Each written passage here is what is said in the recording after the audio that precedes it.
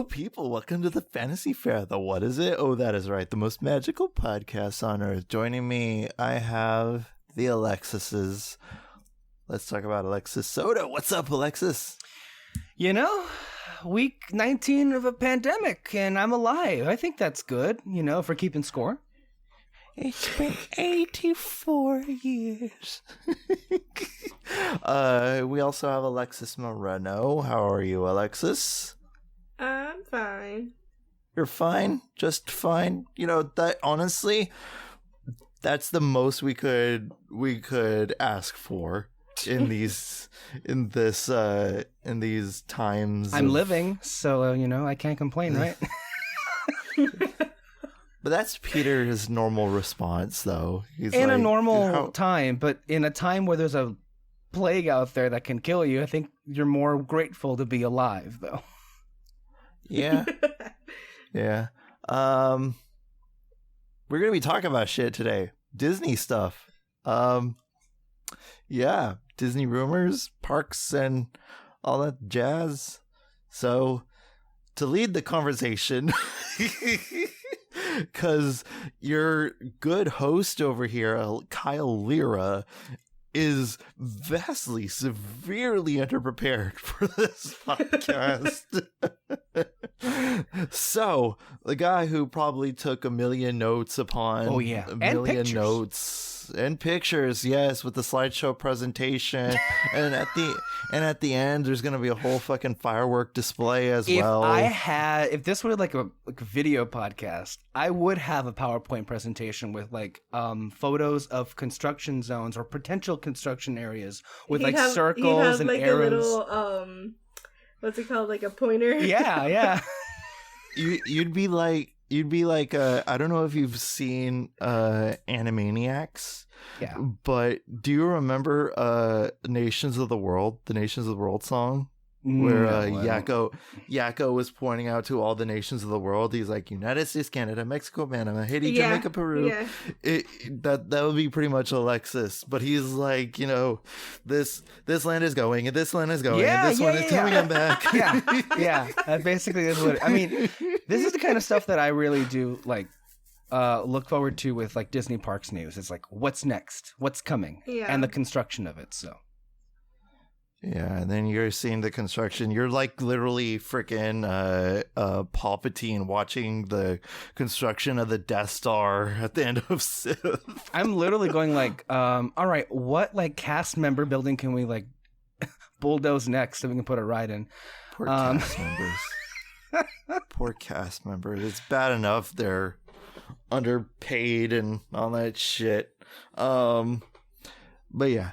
So, Alexis, I'm pretty sure you have your notes ready. Let's all right. Go. Wait, what? I thought you wanted to talk about Disney World first, but Disney World. We'll save the bad for last. All right, we'll save the worst for last. We'll say unless you want to get the worst over with. I'm fine with both. What do you want, Alexis? Do you care? Oh no. I say bad first. That way we end on a good note. Okay. All right. So, the past week that we are recording this podcast, Walt Disney World has opened, and hellishly so. It is crowded people here and there. People buying up freaking Splash Mountain merchandise and selling them for a ridiculously high price. I mean, the list goes on. Well, you guys seen the news. We talk about it off mic, I guess, not off camera. But what's your reception? I mean, if you're in the Diz Twitter, you know what kind of the reception this opening has been given. I mean, what is your thought process on this? Right. With the, of course, we didn't attend, and we weren't, even if we lived near it, come anywhere close to it with a 10-foot pole, mind you. But no, Alexis and I had a conversation off air yesterday about how both of us were just obsessively watching vlogger videos of people who were there, and it's like you're watching a car crash. You just can't look away. But you have to keep looking at what it is. We should note that Disney World had the great sense to open on the same day that Florida broke an all-time record. First in the nation, the first state in the nation to have 15,000 new cases of COVID-19 in a 24-hour period, which is horrible. That is horrible. First of all, I don't see how you would go outside and like be okay with being outside, because like when I step outside just for like work, I feel my skin crawl from like just like everything this whole bullshit pandemic is going through. So I don't understand why you would go to a park in the first place. I mean, yeah. I mean, I get it. Some people's livelihoods are on it because they frequently vlog at Disney, and that's their whole freaking career and everything like that. And I see why people would want to go and do it like that. But just, I don't know. You just see the stupidest people when it comes to like seething desperation. No. Moreno. It just sucks because it takes one person to like ruin it for everybody. That's important to stress, right? Like, we're gonna get to the crazies and we're gonna get to like the bad situations that happen, not just there but also the downtown Disney situation here in Disney in California. But we should note that from what I've seen, I want to be careful about this. From what I've seen, Disney is doing not bad in terms of like what they've put in place to keep you distance and to keep you safe, with the exception of certain attractions being open that really shouldn't be open. Yeah. I agree with that. I think that they really did put a lot of thought into everything. I think that opening Shanghai was really good because they kind of, I mean, it's good in the sense that they kind of figured, okay, we could do this, and this, but it's also kind of useless because the culture is completely different over here and people just don't listen. For example, they closed today because a few small numbers spiked in COVID-19. Hong Kong, not Shanghai. Excuse me, Hong Kong. Sorry. The reason why it closed down, let me put in huge bold letters, is because the number went to 56. Yeah. Then they're like, oh no, that's not good. And close it back so they're up. being very cautious with it, Yeah. And it's also kind of very surprising that they did close. But yeah, like, it's crazy. And they really are doing the most, But I do agree also, I don't think, any of the water rides should be open because that water is recycled water. It's kind of gross. Like, we were having this discussion off air and I didn't put it together. I mean, in general, I would think that you wouldn't want those open because many of those water-based attractions like Pirates and Splash and Small World have extended sequences that you're in an indoor, highly air-conditioned facility, but then with certain rides that you drop and you get wet, like, it's so icky how you described it, with the water splashing on you and then all of you and the water mixing and then coming back into the water, and then when other logs in Splash Mountain drop and then that water gets back up in your face, it's like you're basically in a swimming pool all together. And like, it's already gross to begin with, but now with this going on, it's like And not that it bothered me before. I would get on all the time. Like, it's fine. But now, like, you kind of have to look at what's going on and be like, maybe we shouldn't do this one. I don't know. It's just kind of weird. And I get it. Like, it's Splash Mountain. It's friggin' Pirates. Like, I get it. But it's like, I don't know. It's like a petri dish on a freaking log. I mean, that's what it is. I mean, it's highly with bacteria and viruses, and it's just ugh. I'm shivering. It's so from the videos that I saw, so all the cast members not only had masks, but they also had those what's it called, the shields, the face shields on. There was plexiglass installed all over the place. There are temperature checks, and of course there are markings in walkways and in wait time queues to keep you socially distanced. So they're doing and of course they've installed those hand sanitizer dispensers, and they've installed sinks. So they've done, I think, about the best job they could do. The problem that we're coming into, even at their best, it all just feels futile. It doesn't, you may feel while you're there that because there is so much effort to protect you, that you feel more comfortable than other locations. But that doesn't mean you're protected or safe. Yeah, because you're still going to be surrounded by people. You're still going to be, you know, this, and this, and this. And it's going to be, it's just endless. And people just don't fucking listen. And that's the problem. I mean, it doesn't matter how, like, what kind of extent. Like, you could have the whole entire,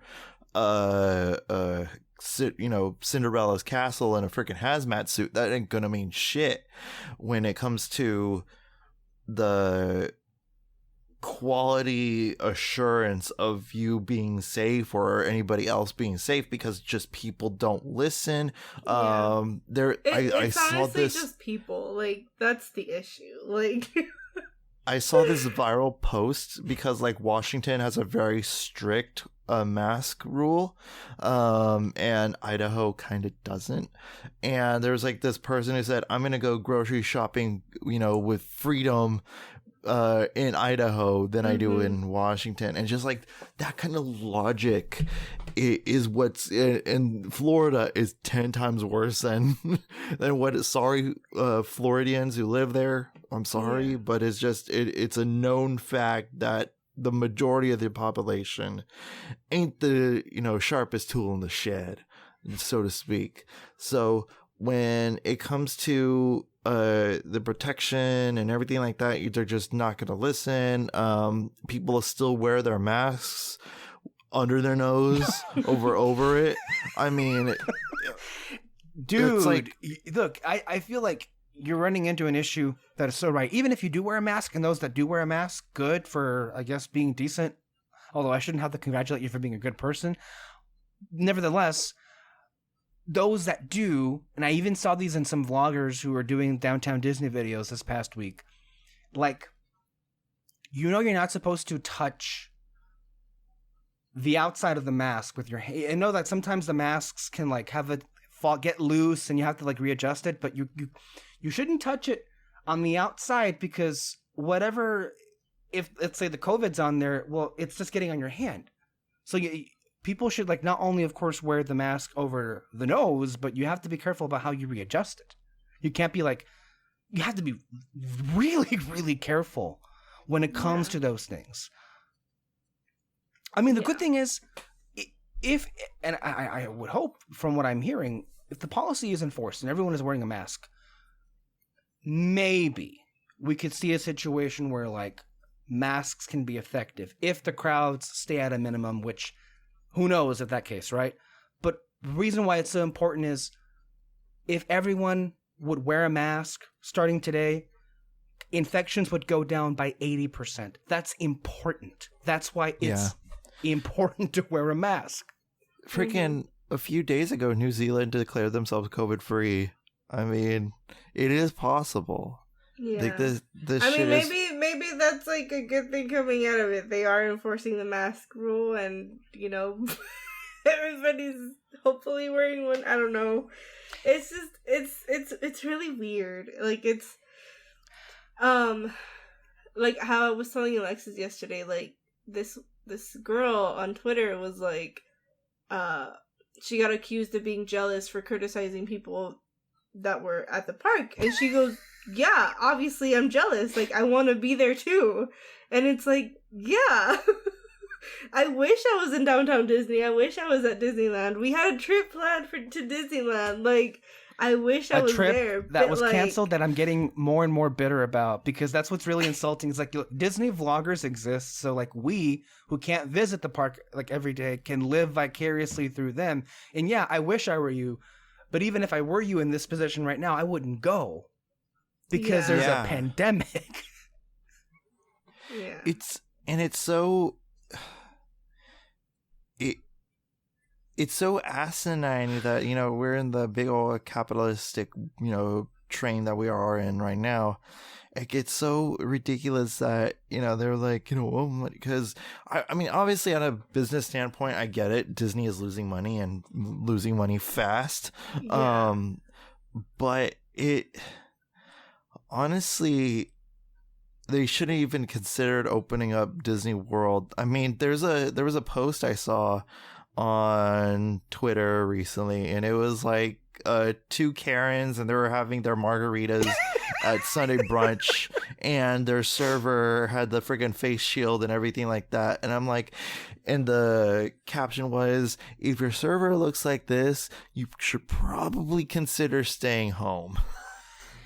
You know, and it's fucking true, because you can't like predict where this thing is going to come. I mean, we're barely coming out of a wave. We're barely coming out of it, kind of, and you're seeing it, you know, increasingly turn into another wave. I mean, it's just like a wave after wave after wave, and you're going to keep on seeing that until people stop being stupid. I also want to make sure we don't forget that there are other mistakes I think that they made with the reopening based on what I saw through Twitter that I want to mention, because they're kind of scary. And I feel just scary because no one's really mentioning this. So why aren't the face characters, the princesses, why aren't they wearing masks if they're going to be trotted out there? It'll ruin the Disney magic. I feel like that's also like a missed like marketing opportunity. I feel like if you can design special masks for the princesses, you can make some money off of that, can't you? I mean, plus the most important thing is to protect your cast members, by the way. Nope. Like everyone's talking about Merida and the horse situation, but no one's mentioning how she wasn't wearing a mask when she probably should have. Like, for her own protection, she should have been wearing a mask. Yeah. And Alexis even went so far as to say that maybe they shouldn't have any face characters out at all. Just like the furry ones. Right, yeah. Don't call them the furries. I wouldn't mind those. I feel like they have enough to have them, like, I don't know. Maybe not they had around, but like... Yeah, I saw this one vlog. I don't know why it pissed me off, but it was like this one vlogger, and he was like, there was this vehicle on Main Street, and it had Eeyore and Piglet and Rabbit. And this guy was like, I don't know that guy's name, but he knew Eeyore and Tigger, but he didn't know that Rabbit was called Rabbit. Oh no. Yeah, I was like, you're so canceled. And I did cancel that person. Pretentious Disney fans. And they were a Disney vlogger? Evidently. Yeah. Oh no.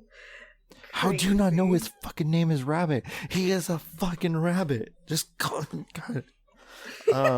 God, freaking stupid. That's that. See, triggered. No, but I was triggered. Yeah, that was like, really. Also, they have these spots that have been introduced within the parks themselves that they're calling relaxation areas, where they could take off their masks. That it's not like I see what they're trying to do. I see that too, but people are stupid. And I don't know about that. It just seems to me that kind of almost defeats the purpose. It's like, so you're going to go into an area that is dedicated to not wearing a mask. And even if there's anybody else in there, like, you're in an enclosed area, some of them may even be indoor air-conditioned areas, and you're not wearing masks. It's as easy as that if that person has it, you're going to have it. And then you go out and you spread it elsewhere. That's how this thing works. Like, I wouldn't. To me, that almost defeats the purpose out of any of this. I would not have bothered with those relaxation areas. It just sounds stupid. It's like going into a smoking area and expecting not to smell smoke. I mean, what the fuck? I don't know. I also just think that, like, again, going back to like Shanghai and stuff, they are taking a lot of the measures that they took there. Yes, but they really can't do that because we're stupid. Like, we don't listen. The politically correct way to say that is that they're not applicable because Americans have more of a free spirit than our Chinese counterparts. I don't know if you guys saw this, but did you guys see the Bath and Body Works? I saw that. Yeah, that shit was hilarious, and she Alexis, did you see it? I don't know what you're talking about. What? Okay, so there was a girl, okay, and she was I don't know what her name. Her TikTok name is, I think, Cowgirl Soza or something like that. And she was like, I was at the CVS the other day, and there was a girl there yelling at the cash register person for not wearing a mask, and she was like, America's free. And so there was this other girl who showed up, spraying in her face Bath and Body Works warm vanilla sugar all over her face. And she showed the warm vanilla sugar, implying that she was the one who sprayed it all over her face. And she's like, "Bitch, I bet you were wishing you were wearing that mask now." And then she put on Godsmack and sprayed the spray, and it was awesome. I thought you were talking about the one, the worker. The one where the guy showed up, I think he was wearing a Make America Great Again shirt or something. Oh, no, not that. Oh, but no, that worker deserves a raise. Also, like, Trump is the worst businessman. Like, he makes a lot of money off those, like, MAGA hats. Just make MAGA masks. I mean...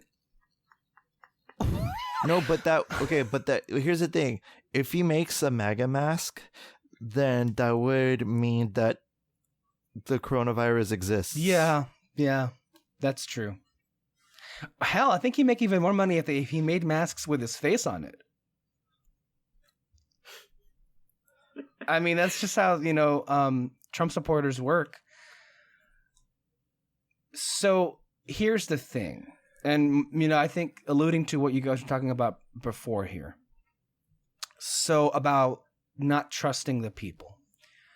I feel like if there's anything we've learned in this pandemic, is the one thing you can trust is to not trust people with primarily the safety of their own well-being and everyone else. Because the temperature checks, sure, they can detect if you have a high temperature, but they can't detect if you have a cough or if you have a headache. The fact is, COVID has a pretty scary array of symptoms. And from what we've seen is certain people had those symptoms besides the temperature, and they still went into the park. Meaning the security firewall in and of itself failed at its one job to defend against that. And that's just one person. We don't know how many can get through. And it speaks to how, in my view, ineffective all of those security measures can be. It just takes one person to fly by through. Yeah, that was scary. I mean, I understand, like, the people that you're talking about, they said it was like an allergic reaction, whatever. But like, why expose yourself? When people are telling you, hey, you need to go to the hospital, and you're willingly like not going and are like, no, I'm gonna stay here. I want to be at Disney. And like not care about my well-being, Like, what makes you think that they're actually gonna, these people... What if it wasn't? You know what I mean? Yeah, I agree with you. These people were vloggers. First of all, have the common sense to not broadcast that you're sick. Yeah. That doesn't do you any favors. First and foremost, if that's what you care about is your bottom line, don't broadcast that fact. Also... I mean, again, stupidity, hey guys, I have COVID. So here at Disneyland. Yeah. And that's like the thing where I mean, besides like everything else, I genuinely think that they are really trying to do things good. Mm-hmm. Like I said, the only thing that I don't agree with is maybe those rides that shouldn't be open. The rides, I think that there are other ways that you can do kind of entertainment and stuff, which, that's what they're known for. I think that there's other things that they could do aside from just having the rides. But when those people went to the urgent care, I think they should really be like, no, like, you're leaving. Because the situation you're talking about is that these people had to go to the urgent care, which, by the way, if you're not aware, if I think you're a Disney park fan, you are aware that they do have those at every park. I've been to some of those. Let me tell you, I've been on Disney vacations with people who are not sick, and when that happens, that's not fun. And then you realize that person is their priority. It happened to my brother. It also happened with Nettie when I went with them. It happened with me. I was so upset. It happened the last day that I went when I had my annual pass. It was going to be our last trip, and I got sick. And it was we also like made reservations to go eat. We had to leave at like 3 because I was like, I'm done. Like, I can't do this. And it sucks. Like, I get it, but like, you have to look at the moment that we're living in. Like, come on. Like, because what happened was that they were told, look, they did what they could to help you. This person was, from what we saw, described in the comments, or at least in those, whatever you want to call it. But this person was allegedly vomiting pretty violently, and she was told, they admitted in the video, they were advised by the urgent care at Disney to seek immediate hospitalization. And the people chose to remain in the park. Yeah, that's the thing. I think they should be really, I don't know what the word is. That should scare you though. If somebody tells you you need to go to a hospital like right now, that should scare you to go to a hospital right now, because I mean the urgent care is well staffed and well resourced from at least my experiences. They can take care of you pretty well based on what your thing is. But if they're telling you, hey, go to the hospital, you go. Yeah. So I don't know. I just think that they need to figure out a way to be more to just enforce these things more. Because you suggested that they should have been kicked out then and there. They shouldn't have been given the option to go back into the park. And they can do that. It's their property. Like, they can't sue them. And also, I am 100% sure that they did not pay to go inside. So, come on. Yeah, because they had the previews, and if you know a cast member, you get in for free. If you're part of the press, you probably had some kind of, whatever it was, they had several days of previews where people didn't necessarily have to pay. Yeah. But now it is open to the public, I think. Mm-hmm. And I'm sure that they can, like, compensate you if you get kicked out. Like, you're not getting kicked out for life. It's just, just for the time being. Like, you come back later if you make it. Hopefully. And we should have clarified, hold on, real quick. This person also, apparently, from what I read in the comments, described the night before going to the park as having COVID symptoms, cough, and what have you. So, and they still chose to go in. So they were feeling sick before this happened, just to be clear. Yeah. But if we could last not going into the parks, if I could last not going to the parks in almost a decade, I'm pretty sure you could survive as well not going to the Disney parks. For fuck fuck all the, and also like it pisses me off all these AP, holders and everything like that. Like they're like, oh, we're so starved of Disneyland, and I'm like, bitch. Oh, let me tell you. We should talk about the Downtown Disney situation, because that in and of itself is like a whole different animal. It's the same situation, but different in that, in this case, the parking lots are being filled on property not to experience the parks, but to experience a bunch of shops. Okay, when this whole thing started, I talked to my brother, or like we just had like a conversation, and I was like, okay, what I think is going to happen, they're going to open up Florida first, for sure. I'm pretty sure they're going to open like Downtown Disney and Disney Springs and not the parks yet. And then like literally the next day, Disneyland was opening. Disneyland is not opening now. I don't know when that'll happen, but they did open Disney World, which makes sense because there's a lot more room and Disney Springs has a lot more room, and they can kind of figure it out. But when it comes to Disneyland and Downtown Disney, space has never been a luxury at Disneyland. Right. Like, dude, yeah. I don't know. It's nuts. We should point out... There's no way. We should point out, of course, the political realities that will prevent the parks from being open or not.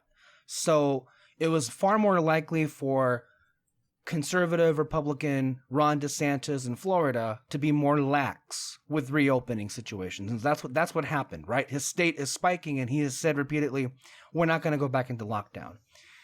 In contrast, in California, where you have Democratic Governor Gavin Newsom, on the day of this recording, it was announced that we're going to go back into lockdown.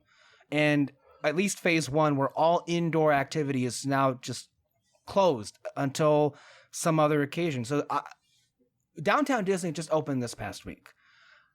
Not only do I think that there's no chance Disneyland opens back up this year. I'm only just waiting until they close Downtown Disney again, because that is the situation in California. But more to the point, in Orange County, I'm just reading here from the LA Times, that Orange County has had hospitalizations increasing by 100% in the last 3 weeks. Yeah. Anaheim, which is in Orange County, to be clear, for those not aware, that's where this is happening. And Disneyland reopening, you can't sustain that. So I'm going to go out there and saying, I've been saying that movie theaters are not going to happen again in 2020. I have a hard time seeing how if Disney's going to even be allowed to open in 2020. Anyone think otherwise? Yeah. No, yeah, it shouldn't open. There's no way. It's so small. Like, it's gonna be super difficult. Itty bitty living space. It is. Yeah, I don't expect anything to like go back to some semblance of normal until fall of 2021. To be honest. Yeah. With the rate everything is going, and that's gonna be. I should have mentioned. So the demand was so popular for just Downtown Disney. The parking lot was closed several times, I think, on Saturday because of how many people wanted to get in. And the main, I guess, store at Downtown Disney is the World of Disney store, and there was a virtual queue to get to the physical line. And I think it was upwards of 2 hours to be allowed to enter into Downtown Disney. And that should speak for itself. See, if there's a waiting line... To be fair, I would probably wait in that line if there wasn't a pandemic, so yeah.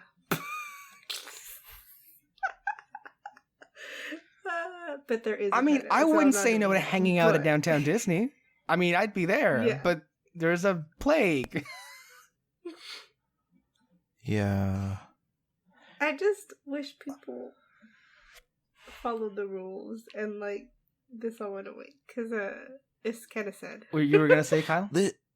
there are countries that are dwindling down, and there's only like 20 cases. Look and at we're Japan. like approaching like thousands. Did you see the tweet about Japan? Like, they never even went into a lockdown. People just listened, and they wore a mask. We suck so hard.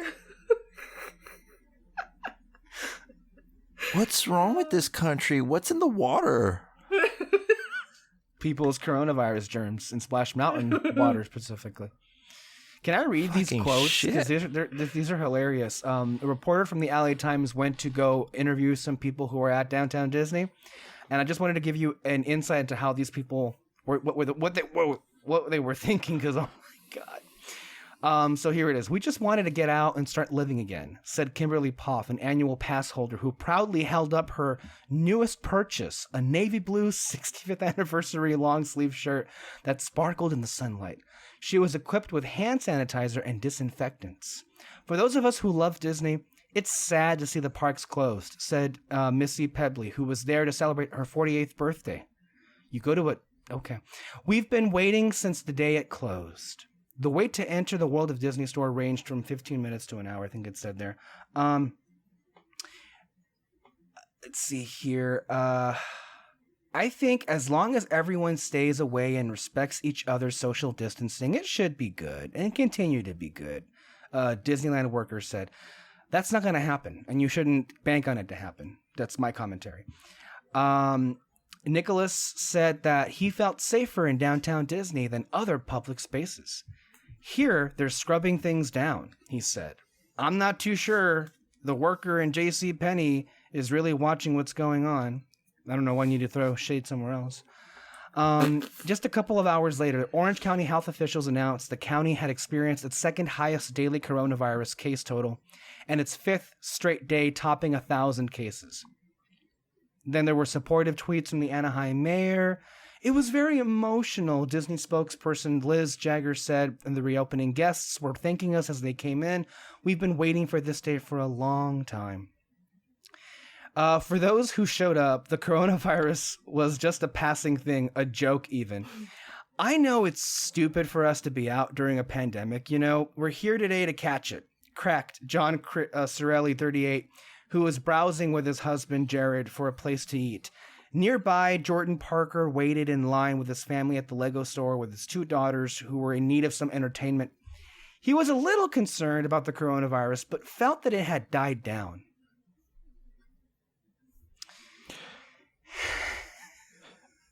Honestly, you know, okay.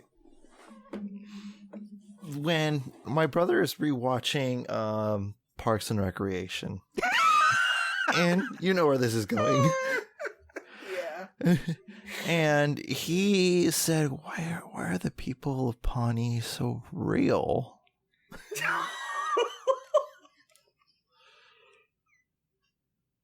Just for those who are not aware, that our hometown reminded me and Kyle a lot of Pawnee, Indiana, in Parks and Recreation. But this is just America in general now. Yeah. I mean, and this is LA. This is like California, where it's like very like. Yeah, we can't even blame it on Florida this time. No, and that's what's sad. Like, if people stayed the fuck away from downtown Disney and all that stuff, and they're like, no, we're not touching downtown Disney with a 10-foot pole, I'll be like proud. I'd be very proud. But people are like, you know, I get it. You guys hate your families, you know, and you want to, you know, shove them out somewhere. But like, shit, you know, instead of thinking about like, fuck, I just need a break from, you know, my kids for a couple of minutes, you know, just think about like, oh, other people's who actually do care about their families are very self-conscious about this whole thing. Maybe we should listen. I mean, it's just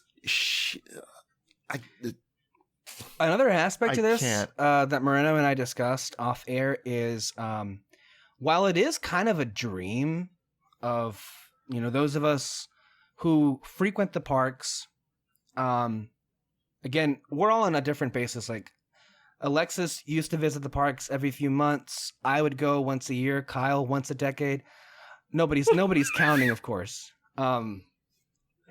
Oh, of course, nobody's counting. You know, that's what freaking pisses me off so much, guys. I mean, Moreno, I'm pretty sure you could understand this. Imagine going almost an entire decade of no, like, Disney visitation. That would drive you up the fucking wall.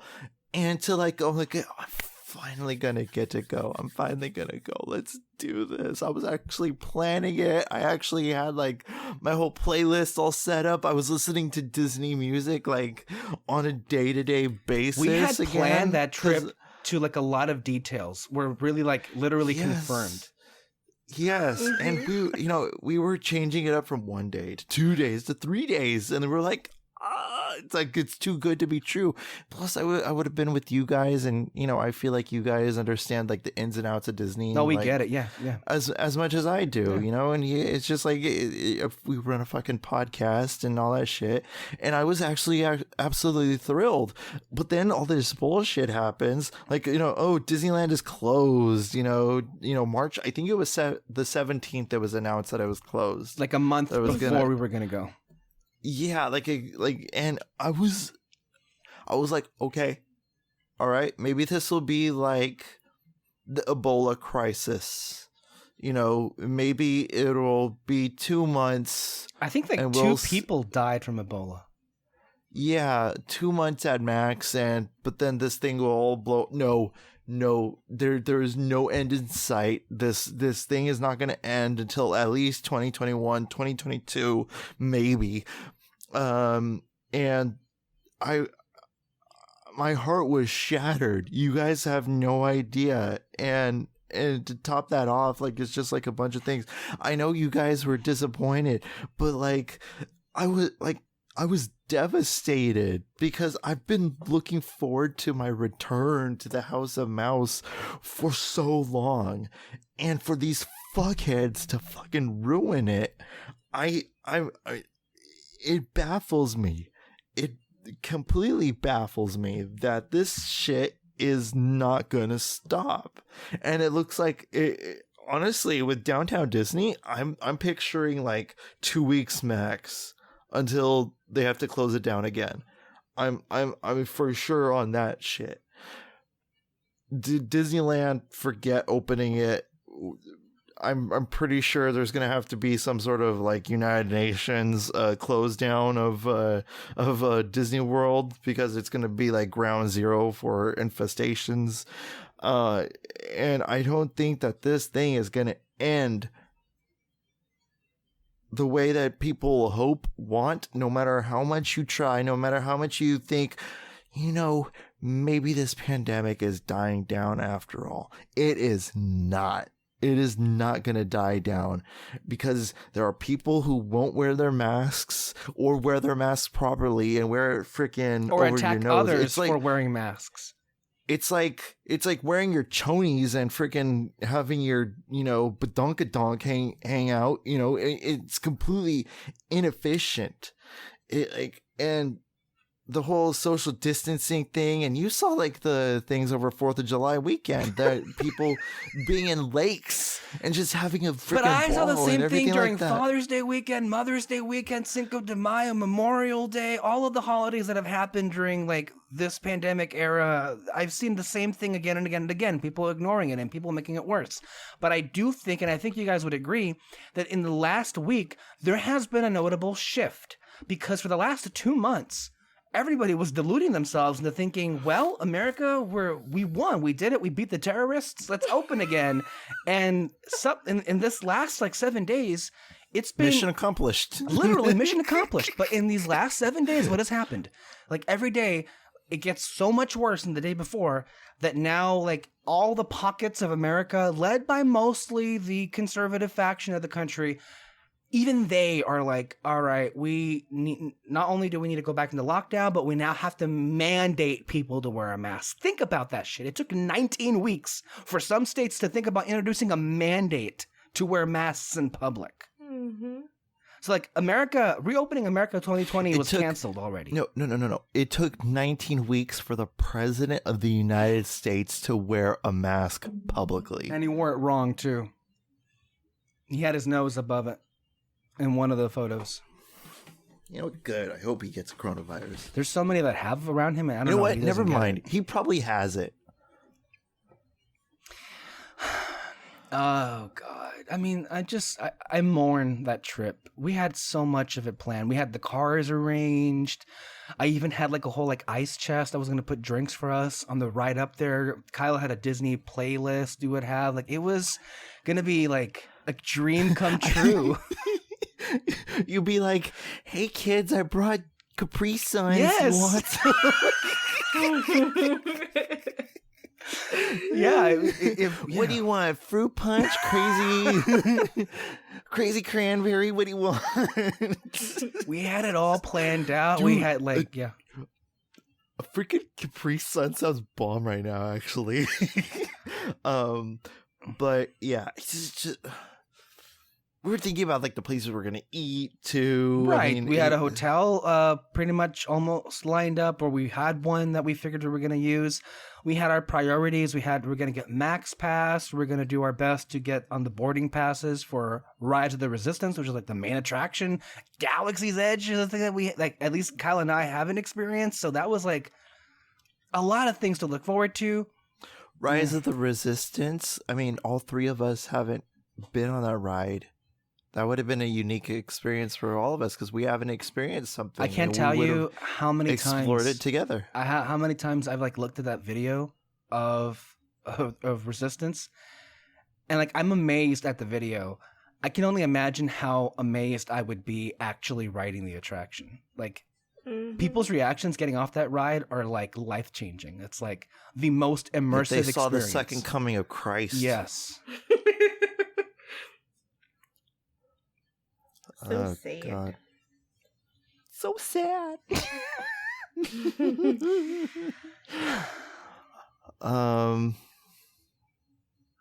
Yeah. Yeah, it was. That's why I wanted to start with that because that's a really big downer. That's the only way this ends. Start with it like for like 47 minutes. Yeah, I mean, like how I said before, I think that I understand. Like, I really do. I understand why they want to open, you know, especially, like, not, like, defending Florida whatsoever, but I understand being at Disney World, how necessary it was to open Disney World, because that's the whole town. Like, it's like if Brawley was Disney World. Yeah, you know it drives the economy, and a lot of businesses are affected, obviously, by it. Look, no one should take what we're saying as like, oh, you're against businesses or you want Disney to fail. No, that's not the case. And look, I am terrified that we're never gonna see Disneyland open. Like, I'm so scared that that's gonna happen. Right. And you know, seeing as everything that's happened this year, like, I am scared because. Look, so much businesses and corporations, their bottom line is their own existence and making money. So that's what they're most concerned about. It is the responsibility of the government to step in and help us. And clearly they've been failing on almost every account, every step of the way. That we know. So it's not as if like it's Disney's responsibility per se. I mean, to look out in the best interest of their guests. I mean, the problem, and I think I said this back a few weeks ago with Kyle, is look, one of the things that you do associate the name Disney with, the brand Disney, especially Disney parks, is safety. You always feel safe while you're there on rides. And I think the biggest detriment of them opening in a pandemic is you can't really say that anymore. You can maybe feel it looks like it's safe, but with that virus out there, I think that dings Disney's like reputation with, you know, putting safety first. That's just, I know that their responsibility is for themselves and to stay in operation. But when you start to potentially put people's lives at risk, and really the sad thing about it is that it most likely won't come down to what they did, but what the guests are not going to do. That's what makes it so much worse. Yeah. Like the disaster is things get so unbelievably bad in Florida that they might just close again. And that's an even worse look. The headlines right now aren't kind. opening the same day, 15,000 people get infected. Mm-hmm. Yeah. It's crazy. Also, one more thing before we change. Alexis, you pointed this out as well. It's every Disney Parks fan's, I guess, wet dream to like go to a time where it's not super crowded or packed and you can actually enjoy yourself. But you yourself said that looking at Disney being a ghost town wasn't at all appealing to you. No, it was we complain about, all the people being there. We complain about waiting in lines. We complain about everything. But seeing the videos and, there's nobody there. It looks so empty. It just looks really sad. And it doesn't feel the same. It doesn't. And that's the point. Like, no matter how hard you try, it just can't feel the same. And that's not even because what makes it good is watching people be there. It's watching their reactions to things. It's watching them be happy and enjoy themselves. And enjoy themselves doing the things that you also enjoy. You know what I mean? And watching those videos, like you don't see that. You just see the person in the video, and that's it. And like some of them are like whether it be like their first time being at Disneyland or at a Disney park, or it's their bajillionth time.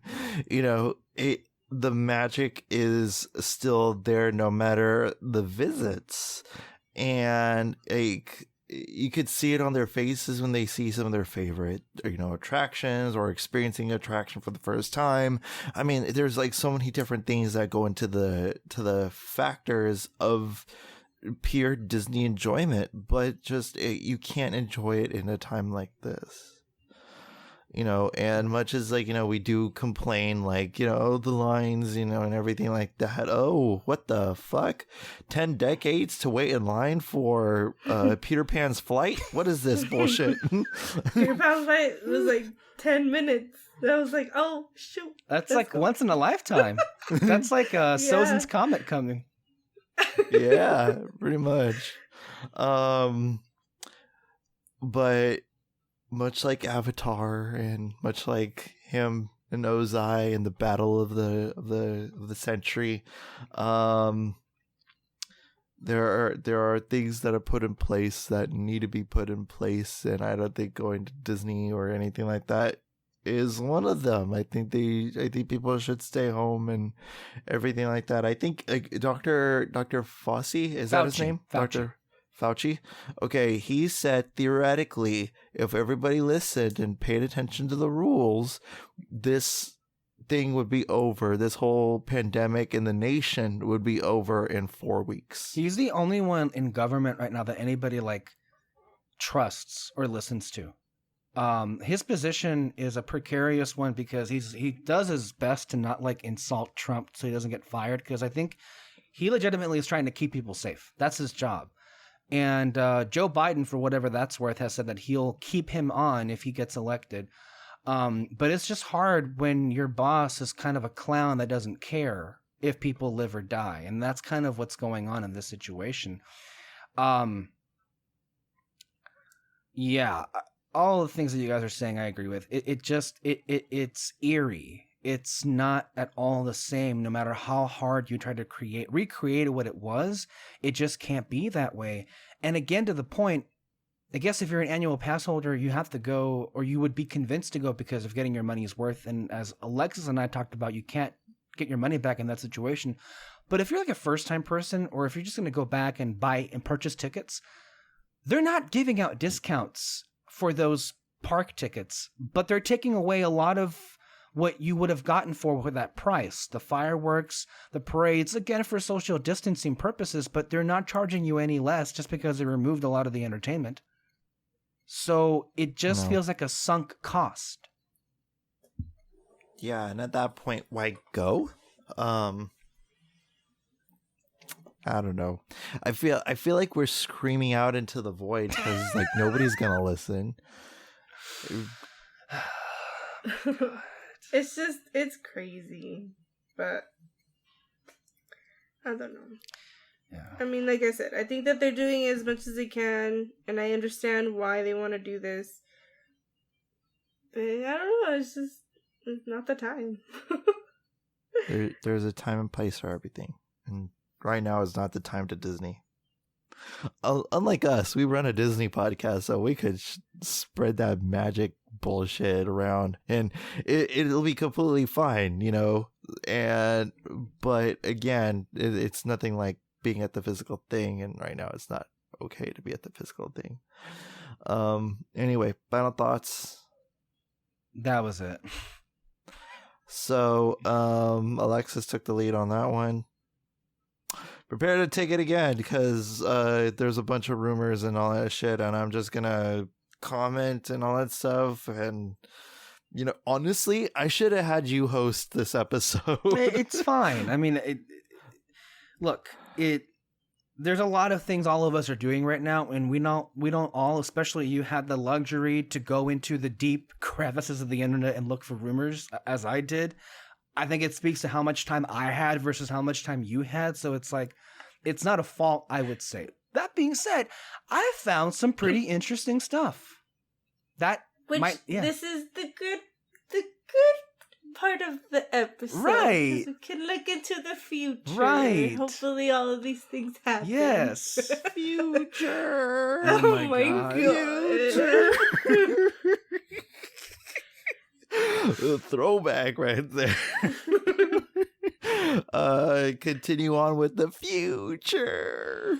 So the stuff that I found, and to be clear, came from sources of sources. So basically it was a mixture of stuff like Mike's Chat and stuff like Fresh Baked that kind of like follow each other, and then also have sources within Disney itself.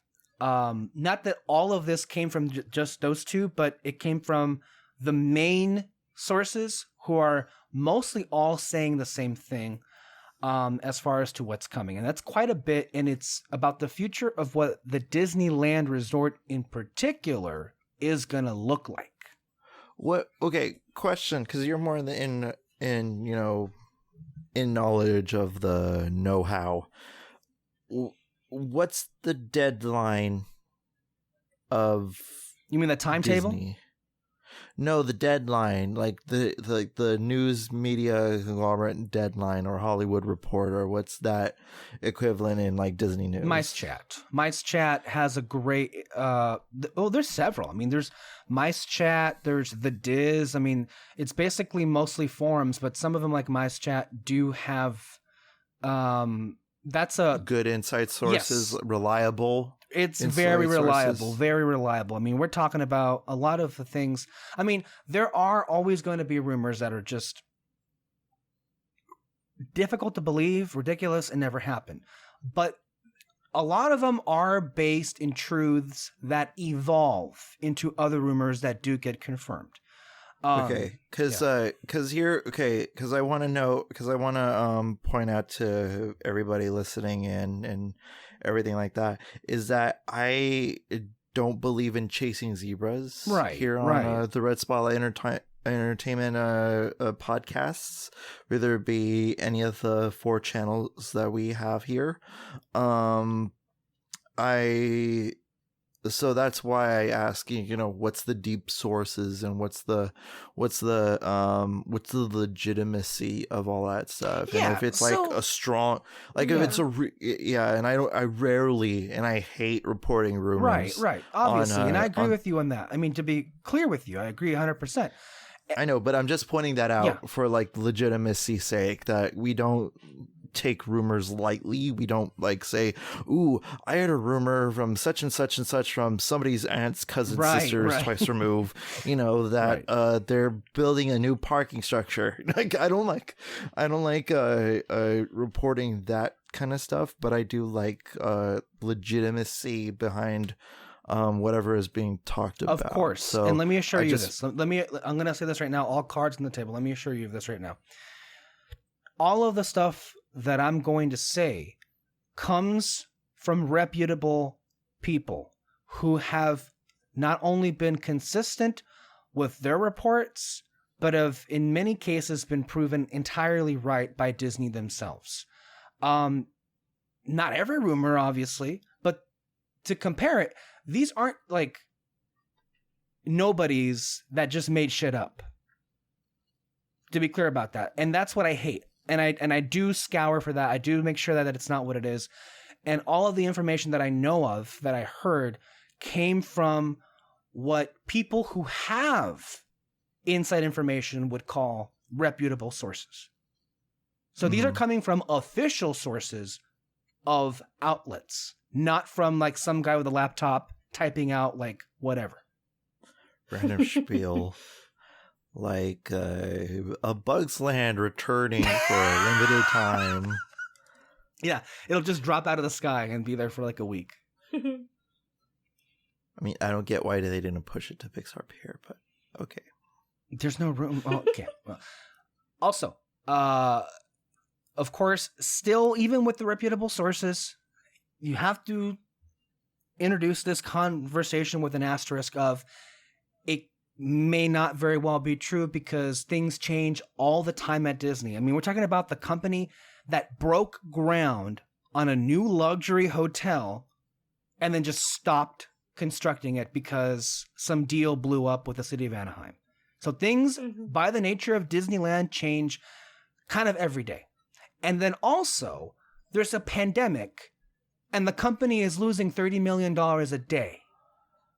And then also, Bob Chapek's in charge of the company. Yes, Josh D'Amaro is in charge of the parks, and thank God for that, versus Bob Chapek. But still, we need to be very cautious that a lot of the stuff may be delayed further because of the substantial financial loss of coronavirus. Mm. We go with that? Yeah.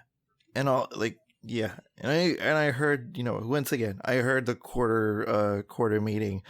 It sounded like, like there's a bit in Monty Python's Holy Grail, and Eric Idle is just screaming out, "Bring out your dead.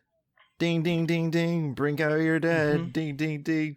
And that's like pretty much like all the news I was just bringing out of Disney, just like bad news after bad news after bad news. And that's what it screams out. So Disney ain't doing too good right now.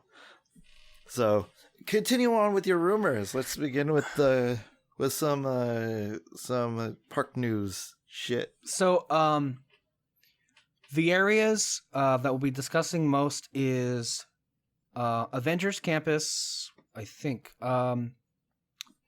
Fantasyland and Tomorrowland, and then, and I'll start off with this bit of news because I wasn't aware of this, but the Hollywood Pictures backlot area in DCA. And this is not information that I told either you, Alexis, or Kyle that I found out. So one of the executives at the Disney Resort gave an interview this year, and he specifically said that they are looking at plans to revitalize the Hollywood theme at the Hollywood Pictures backlot area at Disney California Adventure. And I'm all for it. I'm all for it because that area sorely needs a revitalization. It needs something to keep that heart beating. And so it's comforting and kind of also surprising because I thought it was going to be demoed for something else. But they're looking seriously at completely shaking up the energy in that land, but keeping the Hollywood theme. That's important to know. And I think they would because they have the Alexis is doing a dance. Because the red car trolley attraction at DCA goes through that. So I think it would work out really nicely because Avengers Campus can be basically an extension of the Hollywood theme because you're going to a land where you're meeting your superstars, your superheroes, basically. So I think that the theming would work so much well interlinked with each other. There's no, of course, specificities as to what properties would be brought in to revitalize the land, but that kind of surprised me that they're looking at it very seriously to keep the theming of it. Because I would have thought that they would have bulldozed it for something else, like an extension of Marvel or what have you. So, and there's nothing right now besides Monsters Inc., I think, in that area.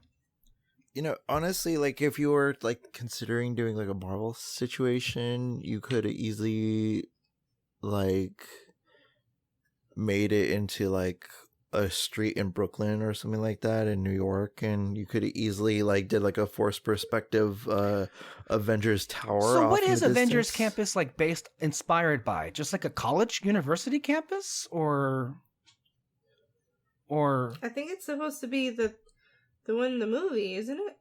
That's what I thought. Well, part of it is. Some of the buildings, the Avengers building is inspired, I think, by the design of the movie, but the overall theme, even the name Avengers Campus, isn't it inspired by like a university campus or like I guess like a Hollywood tour area? I don't know. Like maybe like a university, Marvel University, maybe MU. Oh my god, MU. Please. Ooh. They took that one away, though. I don't know. Just keep monsters. I don't care about anything else. Well, okay. This breaks into the speculation part of it. What do you think? What would you want to see in a Hollywood land area at DCA? A revitalized, like what do you think they could do in that land? I definitely think that they could take away the theater next to to Monsters, turn that into Mickey's Railway. Just do it. Wait, they're only because I don't want them to touch Toontown. I mean, I want them to touch Toontown, but like, whoa. I would know. normally agree with you, but they're doing that at Disneyland. Oh shit, you're right. I forgot. Yeah, it's easy to forget because like it kind of came out of nowhere and it's a surprise. But to be clear, construction right now is underway at Mickey's Runaway Railway in Toontown at Disneyland. But by the way, that rumor of Runaway Railway began with it taking that spot that you suggested, but then it evolved into being at Toontown instead. To give you an example of how things can change.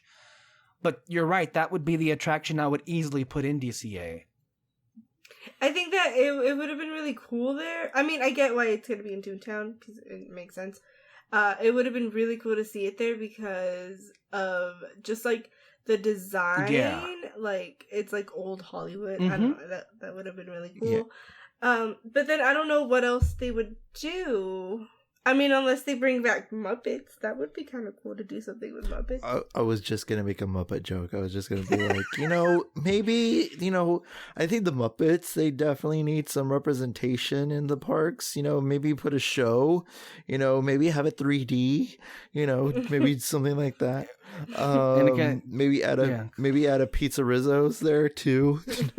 No, I'm kidding. I hear the pizza is absolutely shit at Pizza Rizzo's. It is, from what I hear. Yeah.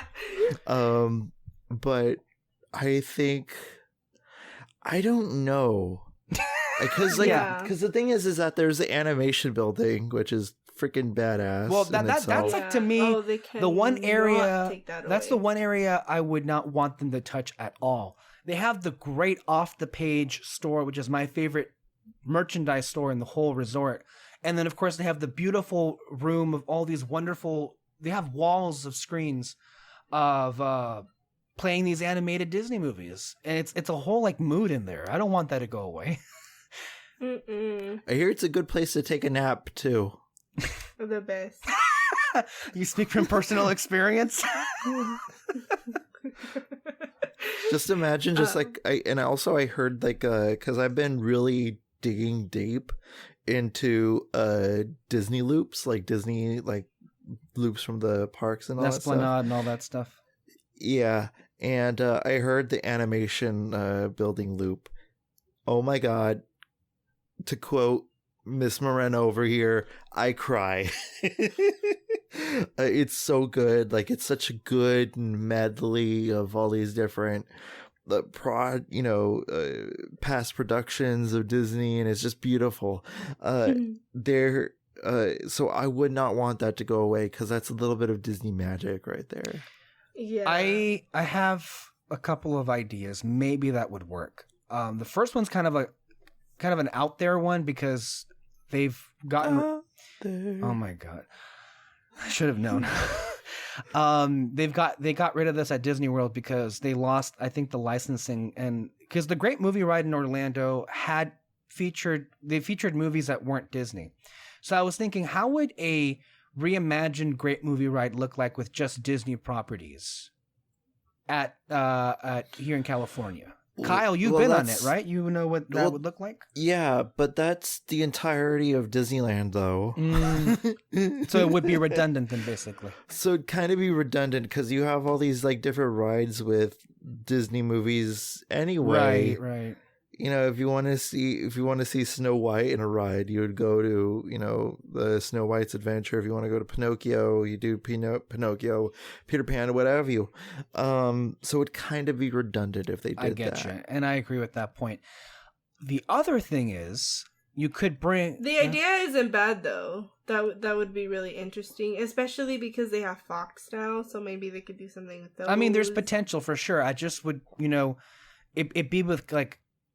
Being creative about it and doing something new with it. That would be the trick in having to bring it back. Yeah. Mm-hmm. Then I don't have the creative mindset. No, that's not where I come in at all. I can give you suggestions. You have a Titanic scene. Avatar, Alien, Predator, yeah. Those are great movies.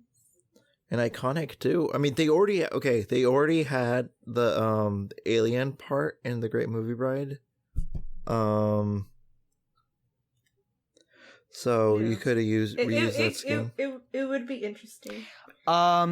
They could also do the Mary Poppins Dark Ride they're doing at Epcot and put it there. No?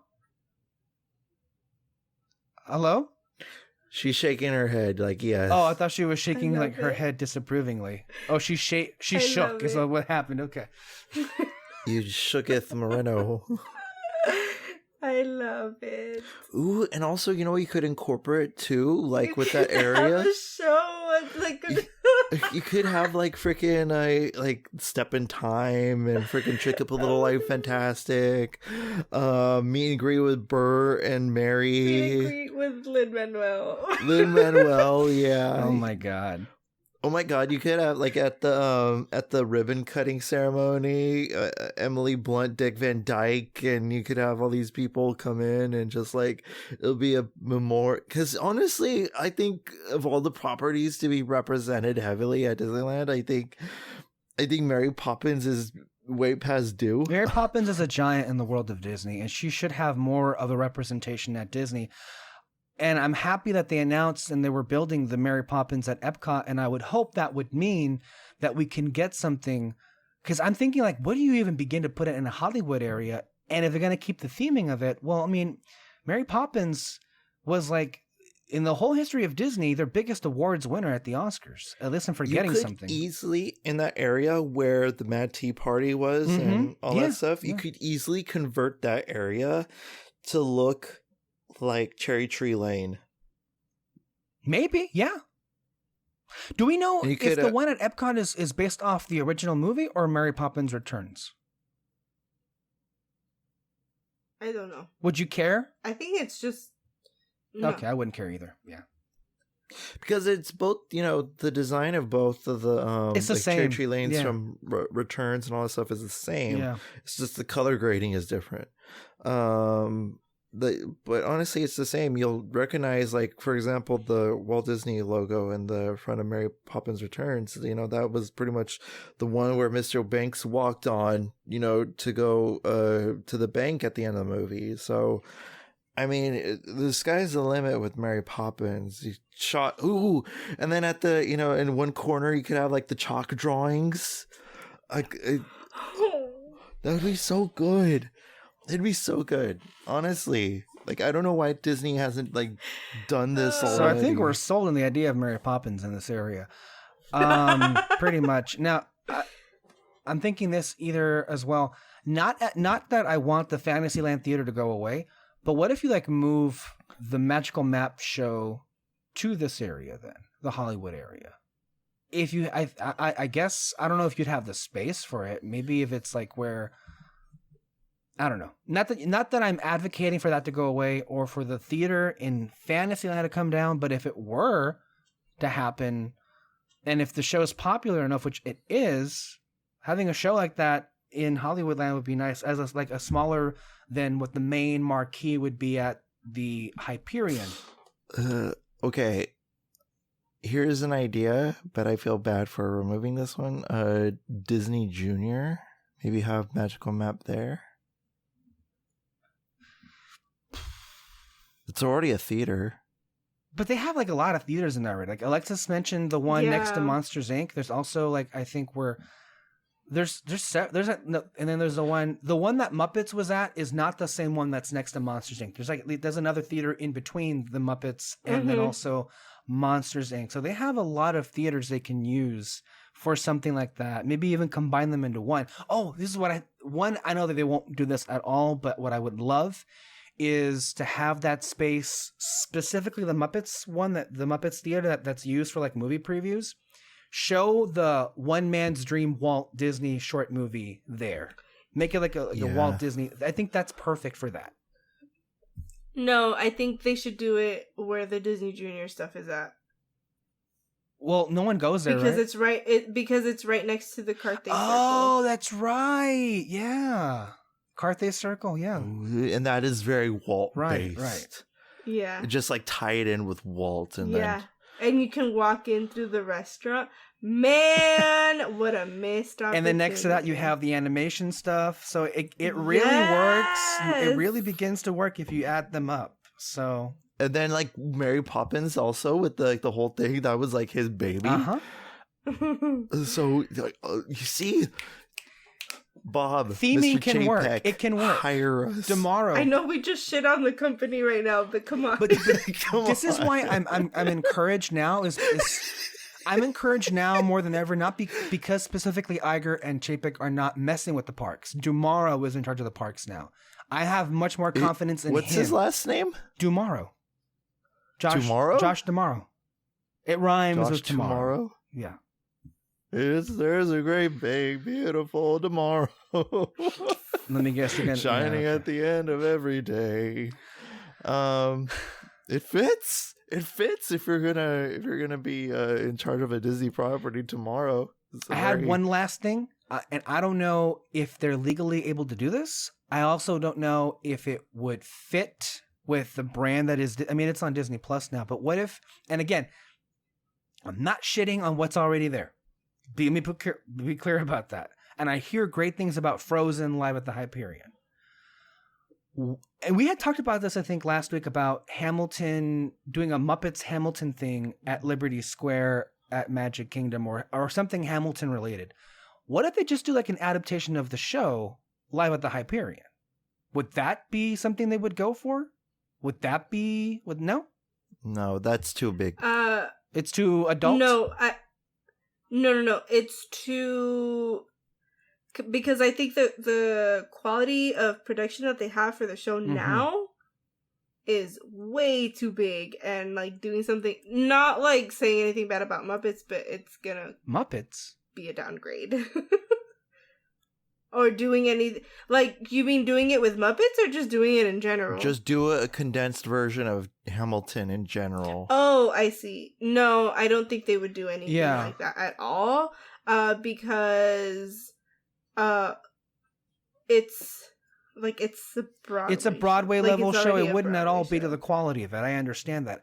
I just thought of it because it is very popular, and I would think that would draw attention, even if unless it were just awful, which that could be the case.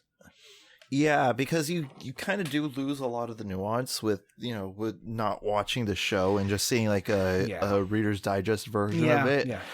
It's like watching a super edited version, on TV of The Shining or anything like that. You kind of lose some of its like oomph, if it's condensed like that. All right, got you. Also, like the actors and everything like that. I mean, it's just it's not gonna match. I don't even think it works legally speaking. So that's really like not gonna happen at all. So and look, Frozen works there, so there's no reason to get rid of it.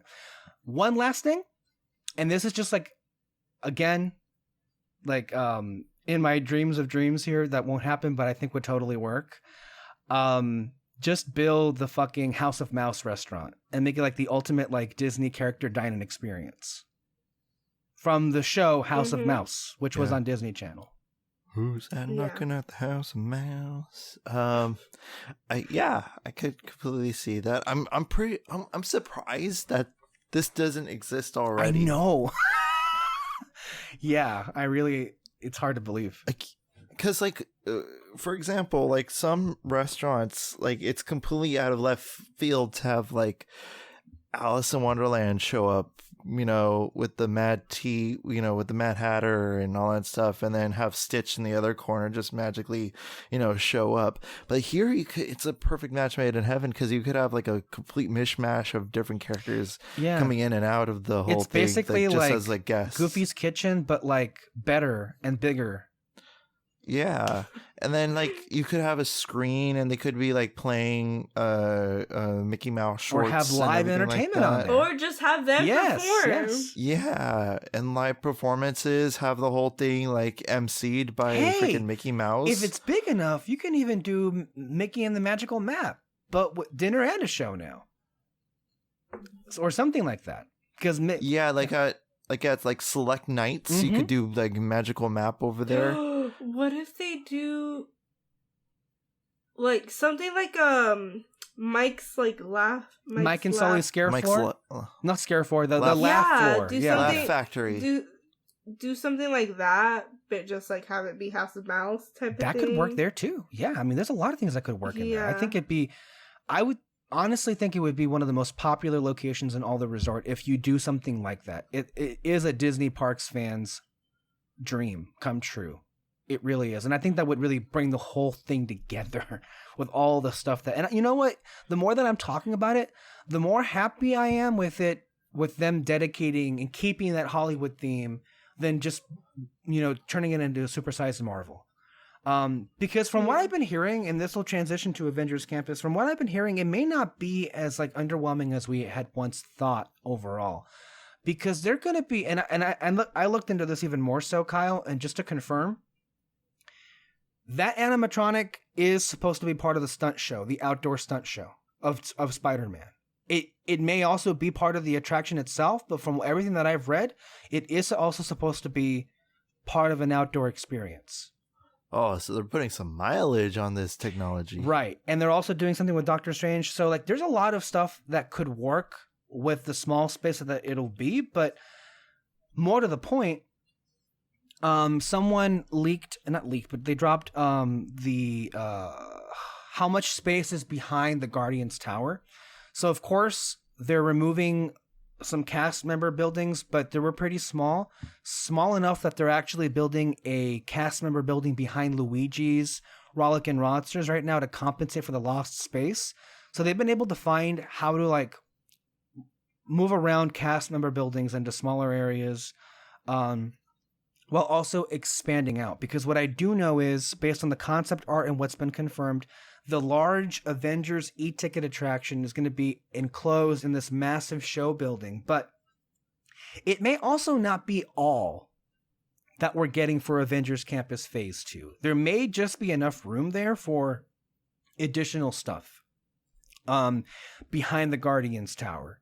So what's been rumored about that, or you don't know? There's been no specificities. The one thing that is confirmed for Avengers Campus Phase 2 is the Avengers e-ticket attraction. Okay. That's so you're going to have the Avengers e-ticket, you're going to have Doctor Strange and Spider-Man. Doctor Strange, Mission Breakout counts. It's already there, but that would count part of the land. And I'm counting the new. I'm mentioning the new stuff. Right, you are correct. And they're calling it Web Slingers, I think, the Spider-Man attraction, and also to just it's supposed to be the most advanced version, because it is similar to it's more similar to Buzz Lightyear than Midway Mania, but you don't have to wear anything. So it's supposed to be, or use like a little like toy thing as they do it in Buzz Lightyear Astro Blasters. So this would be a very advanced version of what we're already seeing with that. So What are you going to be blasting at, Michael Keaton? Well, you're supposed to have web slingers. You're going to have like virtual web slingers on. You're going to be like aiming and shooting at, I guess, spider bots that are taking over the Avengers Campus area. Are they going to be bracelets? I think there will be those to sell.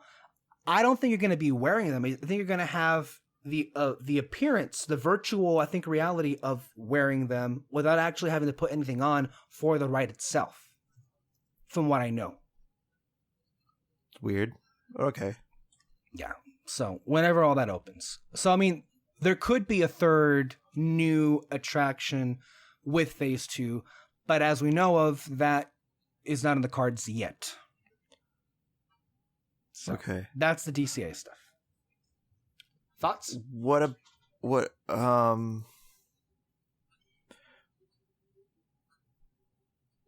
I'm a blank. Moreno. I'm like confused about the Spider-Man. Okay, so like I can't like right? All right, so like it's hard. In the story of the ride, you are going to be aiming your wrist at the screens or whatever, as if you had a web shooter on you, how Spider-Man does in the movies. But you don't. The ride is going to be made where you don't have to wear anything. They're going to be employing advanced, I think, VR technology where you will have the appearance. You will see a web slinger on your wrist. It just won't physically be there, I think, is what I'm trying to say. So you'd still have to wear the glasses. That I can't confirm yet, because in the concept art, they are wearing glasses, but they're stressing that you don't have to wear anything. So they're not consistent on that yet. Maybe like in terms like the wrists. Yeah. You don't have to wear the wrists. Maybe that's what they mean. Yeah. Wild. Yeah. How are they like? What's the precision that you have to like do to like? Because like, what if like you hit somebody? Because people have fucking wild hand gestures. How can it like swing at something like that? I don't know. Like, nevertheless, hitting people, that's a completely different story all in itself. But like aiming at the screen and like the sensors knowing what the infrared, I don't know. This is why we're not we're ideas people. We're not we're not Imagineers. I don't know if we mentioned it before, but the Avengers e-ticket, they did back at D23 last year, they did release concept art of what the exterior of the building would look like, and it is huge. And then, of course, what the actual attraction would be. The story is the Avengers go to Wakanda and you fight against some bad guy or whatever, and you have a whole bunch of Avengers. I think you're gonna see a combination. I think what's been rumored, at least what I've seen the most, is that they're going to employ the technology that they created for Flight of Passage, the Avatar ride at Pandora. It's called Pandora, the World of Avatar at the Animal Kingdom. I think they'll be employing that technology. But again, I don't know necessarily. I don't think it's going to be a roller coaster then. I think it's going to be something along the lines of a Flight of Passage maybe meets Rise of the Resistance. Maybe like Battle of the Sunken Treasure, which is at Shanghai. So maybe something like that. So we're going to go to Wakanda on a boat? I don't know, man. We're gonna be flying there. We're gonna have the appearance of flying, because isn't that what Flight of Passage is like? I don't know who. Being like, it would have been like something like I would have pictured something like Smuggler's Run, right? Like going on a Quinjet and making the ride vehicle look like a Quinjet, and you're just taking off in that Quinjet. Take a shot every time I say Quinjet, but like. So you're going to Wakanda. You have a mission to do in Wakanda, and you're taking off, and like all the Avengers, and it's pretty much going to be like Avengers Endgame. The concept art, it was almost like a scene out of Age of Ultron, where everyone's fighting off an Ultron bot, but you're in Wakanda doing it. It basically is the Battle of Wakanda in a ride, from what I saw and read. Okay. Confirmed characters that we're gonna see? No. As far as like in the attraction itself, that's not confirmed yet. But what they did confirm, are we gonna see Like, are we gonna see Robert Downey Jr. coming back? Are we gonna see Chris Evans and all that stuff doing their I feel that thing? if those characters are going to be used in the ride, that has to be a definite, because they took the likeness of the Guardians for Mission Breakout with the actual actors.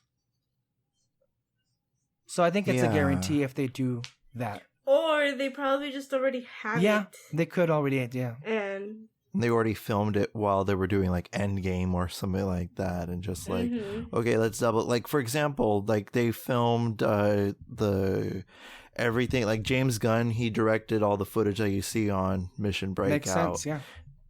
And he also he did it while they were on set of Guardians Volume 2. So yeah, it could have already happened, and even if it didn't, I mean, they're not going to say no.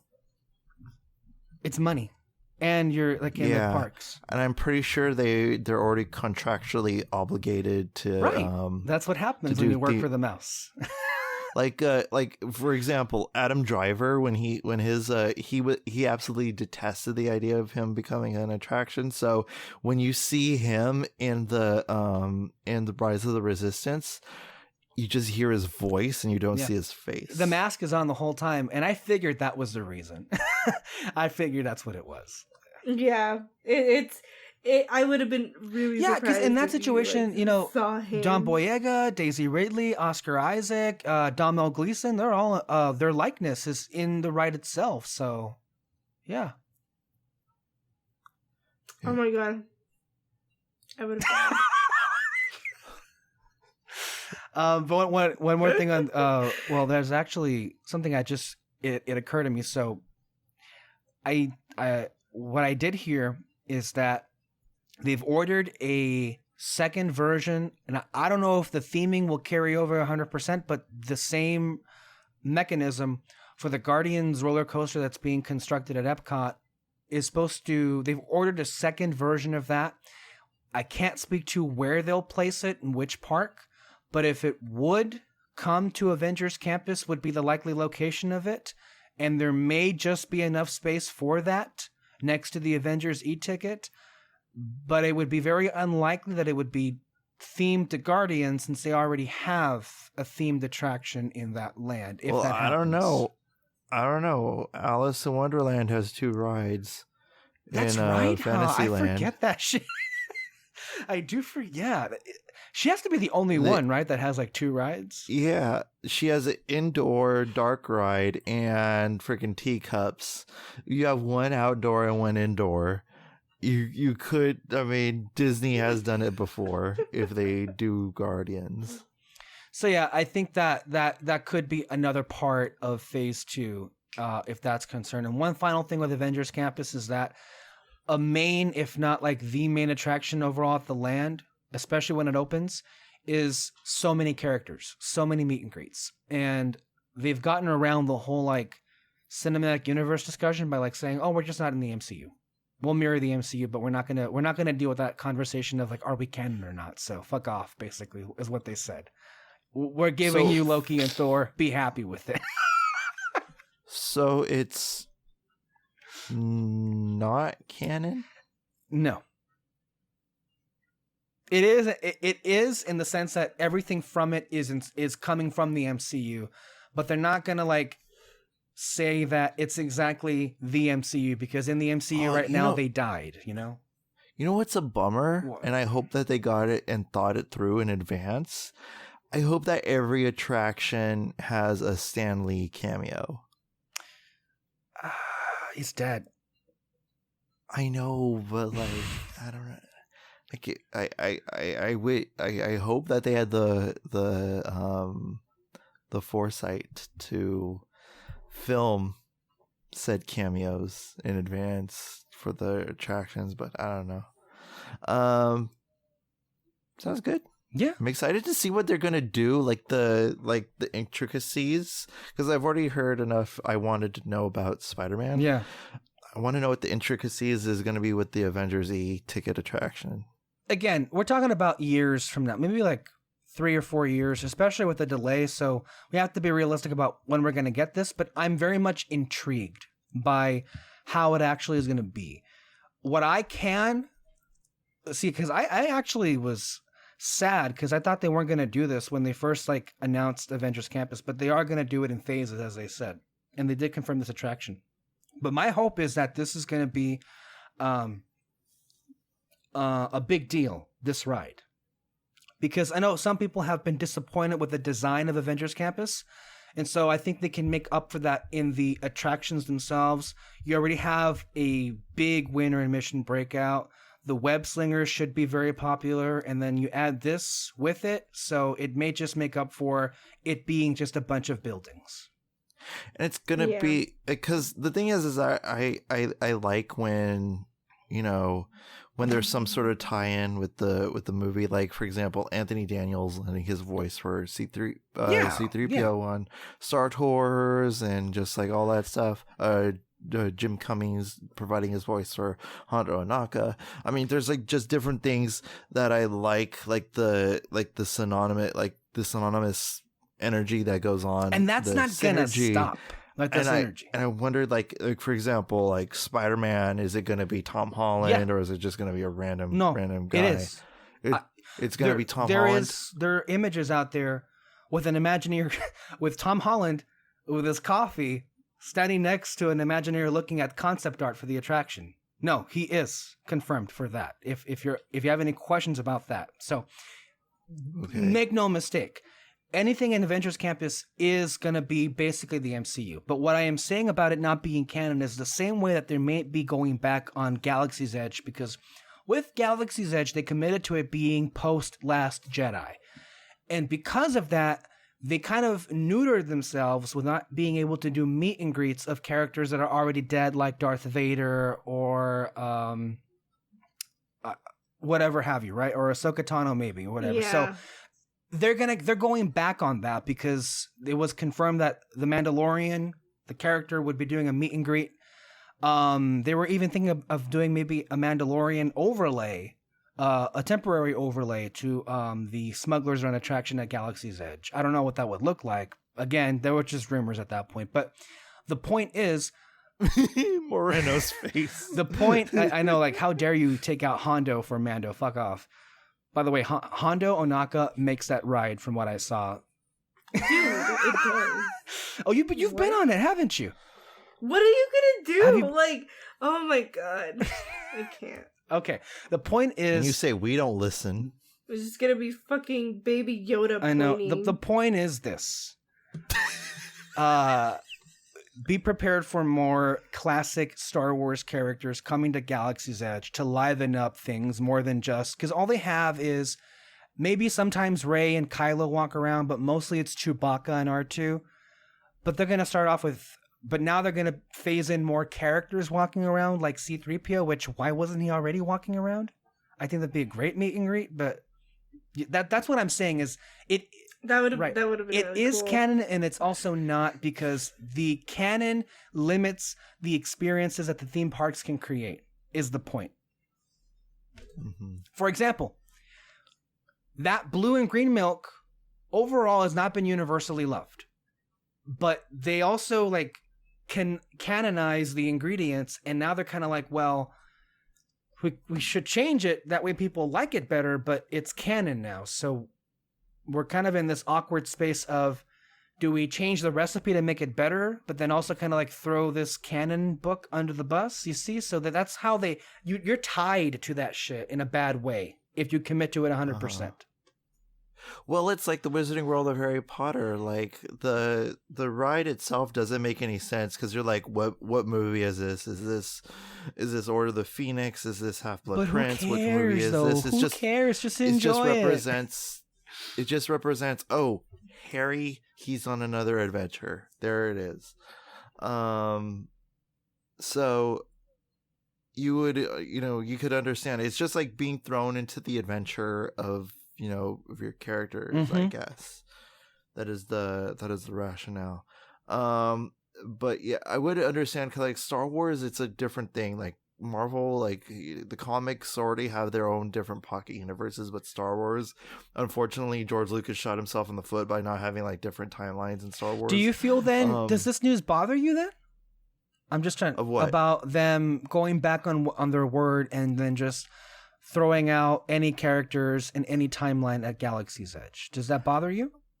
Well, it does kind of spoil the Mandalorian if he's still alive, post The Last Jedi. But they're not. I think that just so we're clear, they're reneging on that promise. Is what I feel is what they're doing. Is like instead of committing 100% to the timeline of Bot 2, they're throwing that in the trash can. A little bit, because I feel like I'm a part of the official ending of Star Wars. I mean, it is a plus, and I don't think that takes away from it because it basically is, and Rise of the Resistance is a post-Last Jedi attraction, and it basically is Last Jedi, the ride, based on the characters and the time. So from my view, I don't think it takes away from that. I also don't care. I think if it means you're going to get a better theme park experience, I'm not going to be too anal, in my view anyway, about the details of where in the canon this takes place. Alexis, how do you feel? Mm-hmm. No, yeah, same. I think that they really did shot themselves in the foot when they put a timeline in it, because it's essentially Star Wars land. You have to have the characters walking around. It's not happening right now, and it's weird. Mm-hmm. I think at least like C-3PO, I think that's a extremely added bonus. I mean, Kyle, because, wouldn't you want to that... have a photo with Princess Leia? Yeah, I do. Yeah. You see? And we can just do that. By just ignoring the rules. I would like to have a picture with Darth Vader. I mean, that would be freaking cool. But yeah, I think you could already do that already. Well, it should be going away based on the other rumors I've yet to say. So, but you said C-3PO, and that intrigued me because I've yet to see like a walking C-3PO. It annoys me how that isn't already a thing. That would be really great. Anthony Daniels would eat that shit up. He always is down to do more dialogue with 3PO. But I don't think it would be really impossible to have them at both coasts at once, at Florida. Okay, come on here. Oh my god! All right. I think it'd be nice to have like an impersonator, like doing an Anthony Daniels. Well, voice I mean, inside. Obviously it'll be more. Yes, obviously it'll be a cast more member interactive, right?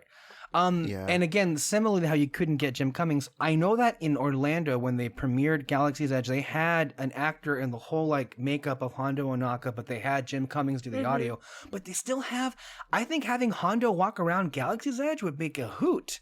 That would be hilarious. Yeah. Hondo is, I think, really well received. I mean, it's big for like a Clone Wars character to be given a ride like that in that kind of presence. So you know what? Like more Hondo. I'm more down for that. You can have Ahsoka walk around Galaxy's Edge now. How old is that mofo? No one cares. I guess. I know, but it's really old. But it's like he lived through the Clone Wars. He lived through friggin' Rebels. He lived through. He's now past, the Last Jedi. Mm-hmm. He's old. Fucking old ass shit. Yeah. So tell us the bad news. Well, is it bad news? I don't know if it's bad news. Well, what has been approved is a complete demolition and makeover of Tomorrowland, where the only things that will survive are Space Mountain, the monorail, and the lagoon portion of the submarine attraction. What will be going away, so Buzz Lightyear Astro Blasters, Star Tour, the submarines themselves are being gone. Autopia, a portion of the Space Mountain building needs to come down.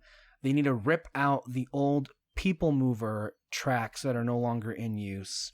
It is a massive overhaul. The theater in which houses Captain EO. Probably, yes. Okay. Probably, yeah. It's all gone. At least it's been approved to be all gone. That's the first part. That's a lot. That's a massive project. That's a fillet right there. You're freaking gutting that fish. And again, I guess maybe as far as like what will go into it, as far as Tomorrowland itself, you can bet, and everyone is saying the same thing because it first appeared in Shanghai, and now it's being built in Magic Kingdom. You can bet that Tron will be, I think they even said in the rumor, Tron will be the headlining attraction coming to the new Tomorrowland, and it's supposed to be so big of a space that it's going to be like what draws you into the new Tomorrowland. So, I was wondering, so they're bringing, so obviously Shanghai has their Tron ride, and we're getting our own Tron ride as well. I was wondering, I'm like, wow, they're still banking on Tron? Why is that? But then it was announced that Jared Leto and all that stuff are teaming up for another Tron project. And that story Peter and I will go into on Red Spotlight in depth. I think what's interesting is I don't think it's because of the property that they're doing Tron. I think it's because the ride itself is very popular. Mm-hmm. Yeah. And I think because the ride is so popular, they're ordering more of those. And I think the enthusiasm for the ride may be motivating the talks for the movies or shows going forward. Because they're seeing something with it. I mean, for it to come to both coasts in the United States, that's a big thing for that to happen. Yeah. And they even did like that prop show. They had a whole Tron prop culture in Disney Plus. Yeah. Tron episode and friggin' the nighttime show at California Adventure in Hollywoodland. I mean, that was a big one too. Yeah, that went on after a while. It was there for a good bit. Yeah. Mm-hmm. And I heard the music, the DJ was freaking phenomenal. And that can be brought back. I mean, look, that can be brought back with Tron. The ribbon cutting ceremony, have like a nighttime, like revitalize that, and then have it open with Daft Punk. Yeah, I would love that. Yeah, they'll be there for sure.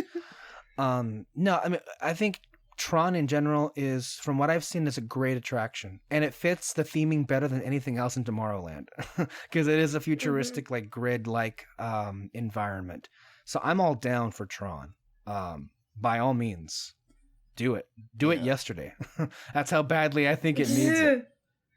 And yeah, I'm not sure if I went on record on the podcast I'm saying it, but like when Walt made Tomorrowland, his whole idea is like it is the present day's version of what tomorrow is, and what the ideas of what the present's version of tomorrow will be. And right now it is the 80s future. It needs a facelift, and it needs to be like of all the lands to constantly be shifting, it should be Tomorrowland. I think it's good. Unfortunately, and this is not to throw shade at Michael Eisner, I love the man, but I think what he tried to do at Tomorrowland in the late 90s may go down as one of his biggest failures. Because they tried because that was I don't know if you're aware of this, but this was the makeover that painted Space Mountain into a bronze aesthetic. And it's still that way in France. Yeah. But I hear that one. I hear that the Space Mountain in France is like the best one. But I feel like it makes sense over there because don't they have like that Discoveryland? It's like a steampunk Discoveryland, right? Future. Yeah, yeah. Yeah, and like the idea behind it and all the development behind the Tomorrowland in France is that it's supposed to be like H.G. Wells and like the day after the 80 days around the world in 80 days and just like different like steampunk version of tomorrow, which is I think consistent with the rest of the land. And you're absolutely right, it does make sense that it would be like bronze steampunky gears and everything like that. But here there's like no fucking theme. What is that? It's a really weird mishmash, and it's overdue for a makeover. Before we get into what ideas we can like think of replacing what's there, this may be unique in which I think all three of us have an attraction in this that's going to be taken away that we're all a little having mixed feelings over. And they're all different attractions. So Alexis is most upset at Buzz Lightyear being gone. I'm thinking that Kyle would be really sad to see Star Tours go. Oh, God. And like I'm the only guy that likes submarines, I guess, and Nemo, and that would be gone too. So all of us have. Fuck those fish. Oh my God. No, I'm kidding. But seriously, like Star Tours, like that just the call sign alone makes me feel like I'm at Disneyland. The one thing I hope that they don't take away is that the Space Mickey light. The what? The one that's on top of like the shop area of the Star Wars shop, and it's like Mickey in a spacesuit, and it's like it glows. I see. Oh yeah, that's gone. That is gone because based on what I read, it's not as if like. Look, the reason why you could sneak in and take it and put it in your room. That could happen. I would 100%. We should be clear, and we think we alluded to this. The reason why Disney has gone so far to approve a complete demo job of Tomorrowland is because redressing the buildings and putting something else in it is not worth it anymore because it just won't work. Yeah. Yeah. Yeah. But that's like, I don't know. I feel like that's such like a... Or just move it somewhere else. Just don't take it Which away. one? The lights. The fucking lights. She's worried about decorations.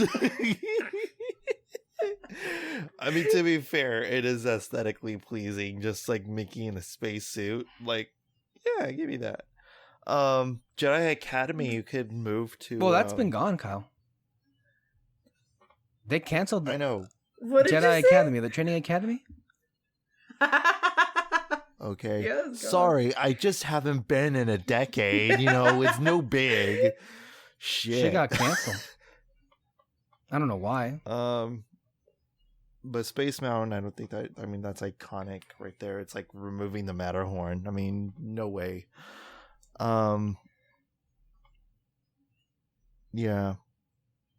Sad Star Tours will be going though. That's the one I think that would be like. I think that's the most popular attraction in that area, and I think it's reached the point where even though it is like classic in terms of Disneyland and Disney parks, the fact that Star Wars has its own themed land now,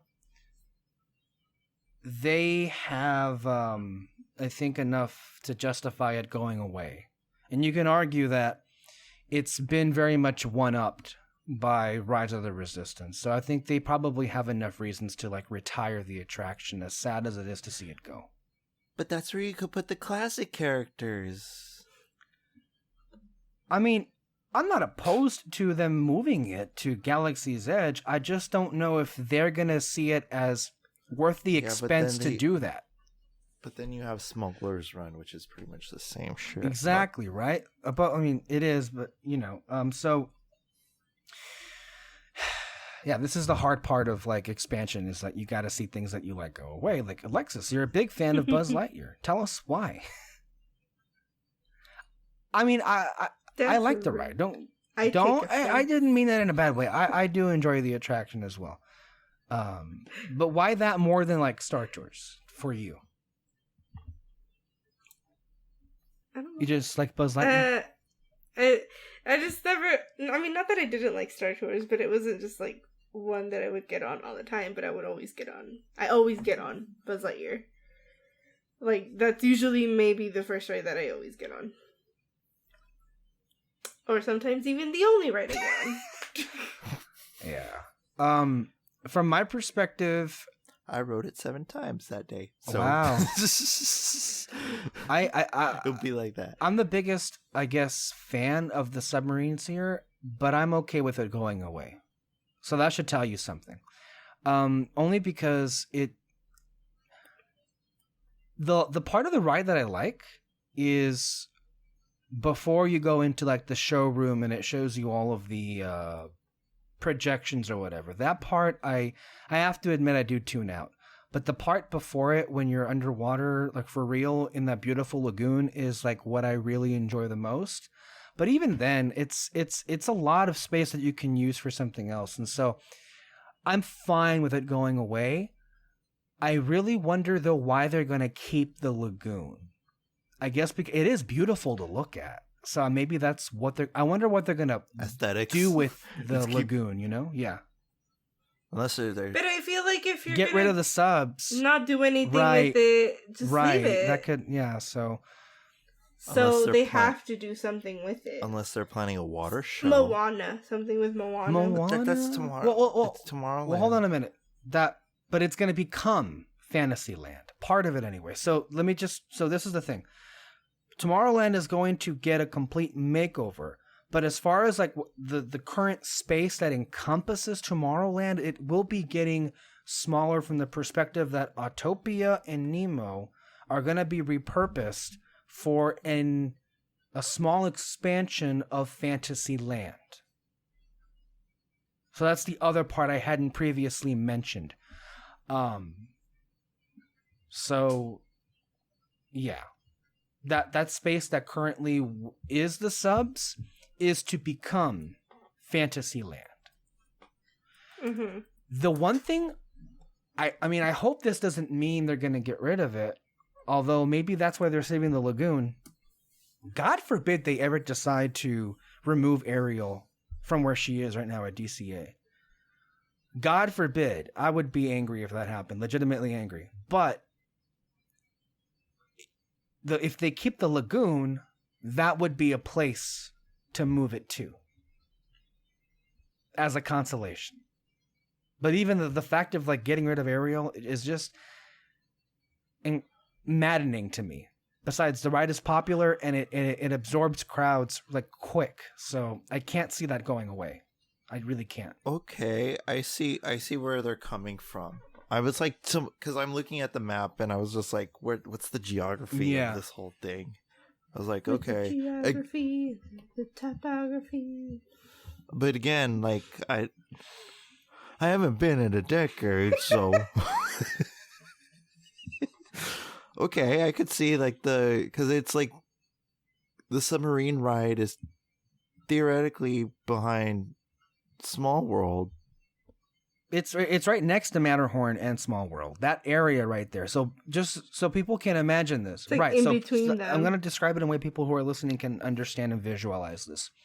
The space that is Autopia, Nemo, and then also in between Autopia, Matterhorn, and Small World is an empty patch with the old People Mover track and some current monorail tracks. So what's going to happen is they're going to use that area to put something else in it.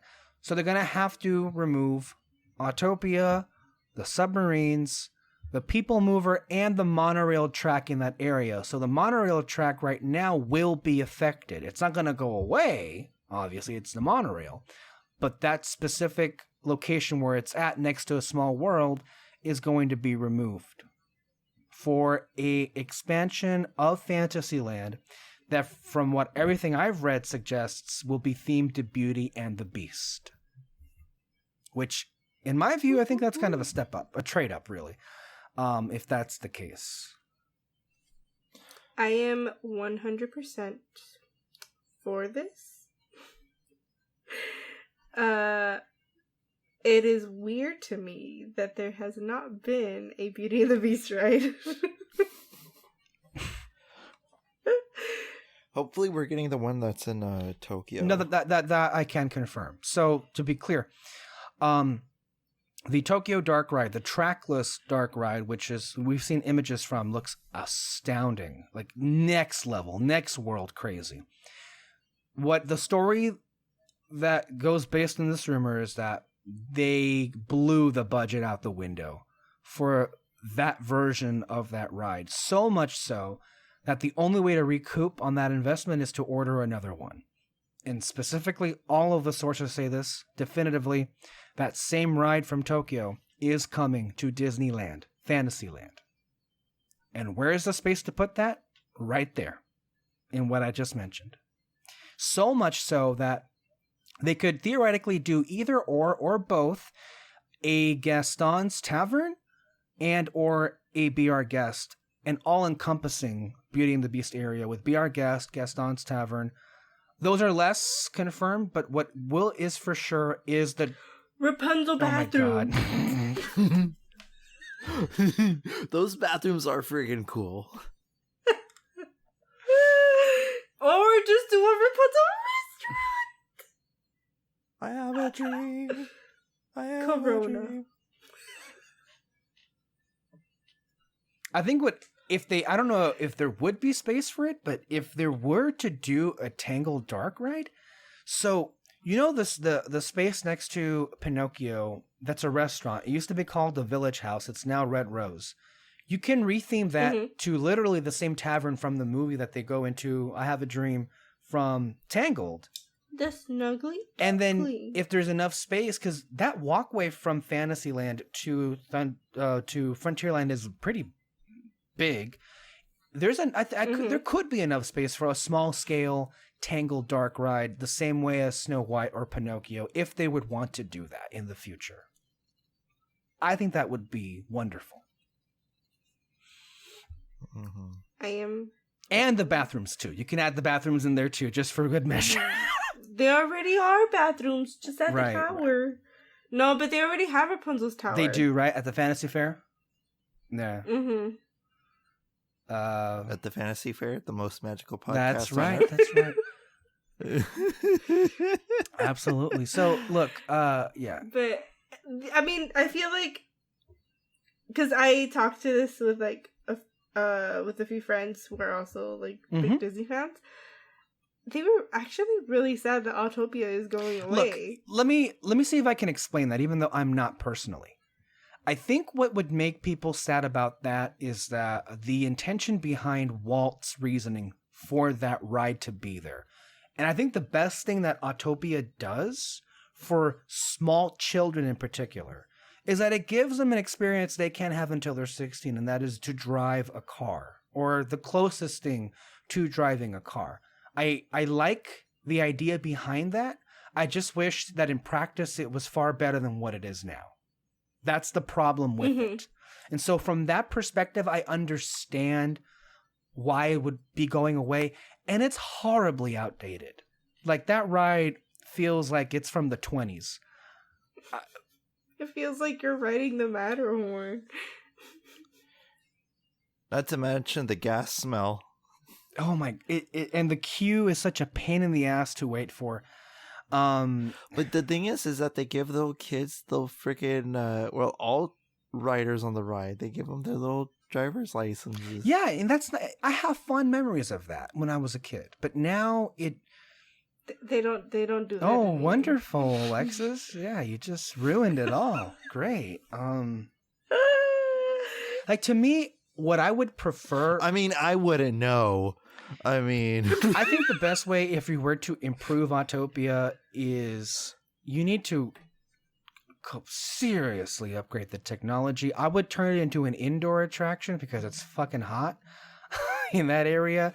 Forget about the cars being on whatever oil it is, and, like, just make them, like... It's just that they didn't update it as much as they needed to, and that's the problem. And now it just feels like, and it's also, yeah, at least to me, it just, like, I get it, it's like an original attraction, I understand, you know what, but it's no tiki room, it's no and consider the space. It's a huge space for like, and also consider what could replace it. I think Beauty and the Beast, that dark ride, that massive trackless dark ride, I think that justifies. You can trademark the ride going to Disneyland to be Autopia. Wow. Ooh, I have a good idea. For Autopia. Okay, so we take Lightning McQueen and his friends, right? And then we make that into a ride. You go through Radiator Springs and all that stuff, and maybe there'll be a race. Maybe there'll be a race that goes on. That also doesn't help Autopia's future. Is that there's that out there, and it is one of the best attractions ever created. Period. What attraction? Radiator Springs Racers. Oh my God.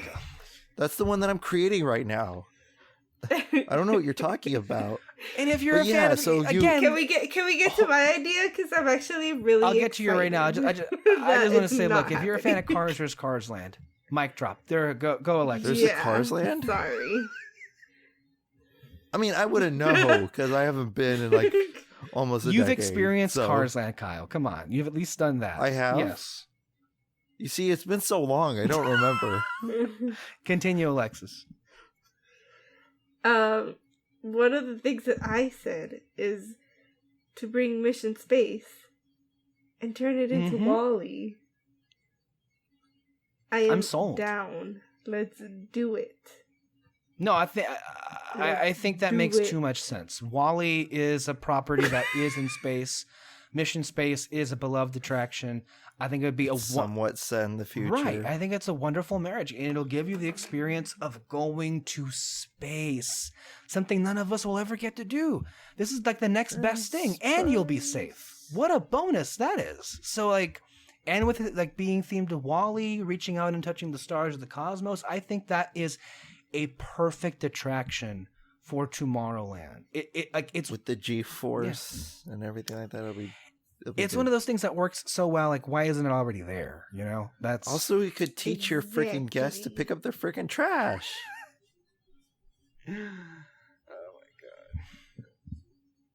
my God. Anyway, any other rumors on the mill?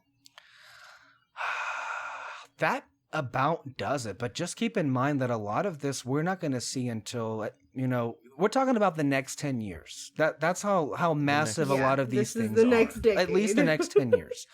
The next decade, right? Then it'll be 20 years since I've been to Disney. I mean. And that doesn't even another encompass 10 the more? things that are already going on right now. Keep in mind, there are phases of constructions going on with Toontown and, of course, Avengers Campus. And the very first thing that has already been announced is, of course, the retheming of Splash Mountain, which we should repeat. Wow. That I want to do yesterday. Snaps and claps all over. Splash Mountain? What ride is that? Okay. Yeah. Also, because we mentioned it real briefly about Star Tours, everyone is, what was it? Just so we're reminded that they have enough space that they saved at Galaxy's Edge here in Disneyland to do a third attraction, and that is coming. But I wouldn't expect it anytime soon. I think the priority right now is what they're constructing, which is Avengers Campus, Runaway Railway, and Splash Mountain are clearly at the top of the list. And then down the line would be, the trick is this, because at some point, if you're going to demo all of Tomorrowland, that's a whole land just down, offline. And then considering that part of Tomorrowland is going to be turned into a new area for Fantasyland, so they're gonna be opening in phases as the years go along, and of course with the caveat that budgets can change with the pandemic happening. But I will say this, for a reason to be optimistic and not in despair: if Bob Chapek, the current CEO of the company, were still in charge of the parks right now, there would be no use for this episode, because all of those things would have been canceled months ago. Because that is his reputation, is just canceling everything. So have faith in that Tomorrow is in charge of the parks and in charge of course, the budgets and the creative aspects. So look, a lot of these things that we just talked about. Wait a minute. I thought Eisner was in charge of Disney. A lot of these things that we just talked about, I think, have an excellent chance of actually becoming real. Oh, and I forgot to mention the Hollywood thing as well. That also expected in the different phases. There's a lot of different construction phases that is basically the next 10 years of Disneyland, which I think is exciting. It gives us more to look forward to than what's already there. I am very excited. Ditto. I have no other thoughts. Moreno, you have any thoughts? Nope. Alexis? Stay safe, wear a mask. Yep, wear the damn mask. Anyway, without further ado, did you like what you heard here? And if you did, you could check us out everywhere you listen to podcasts. We are, just to remind everybody, we're on our new home, castbox.fm. So subscribe if you haven't subscribed and do all that good shit. Yeah, without further ado, I'm Kyle Lira. With me is Alexis Soto and Alexis Moreno. And as always, as I forgot last time, stay magical, everyone.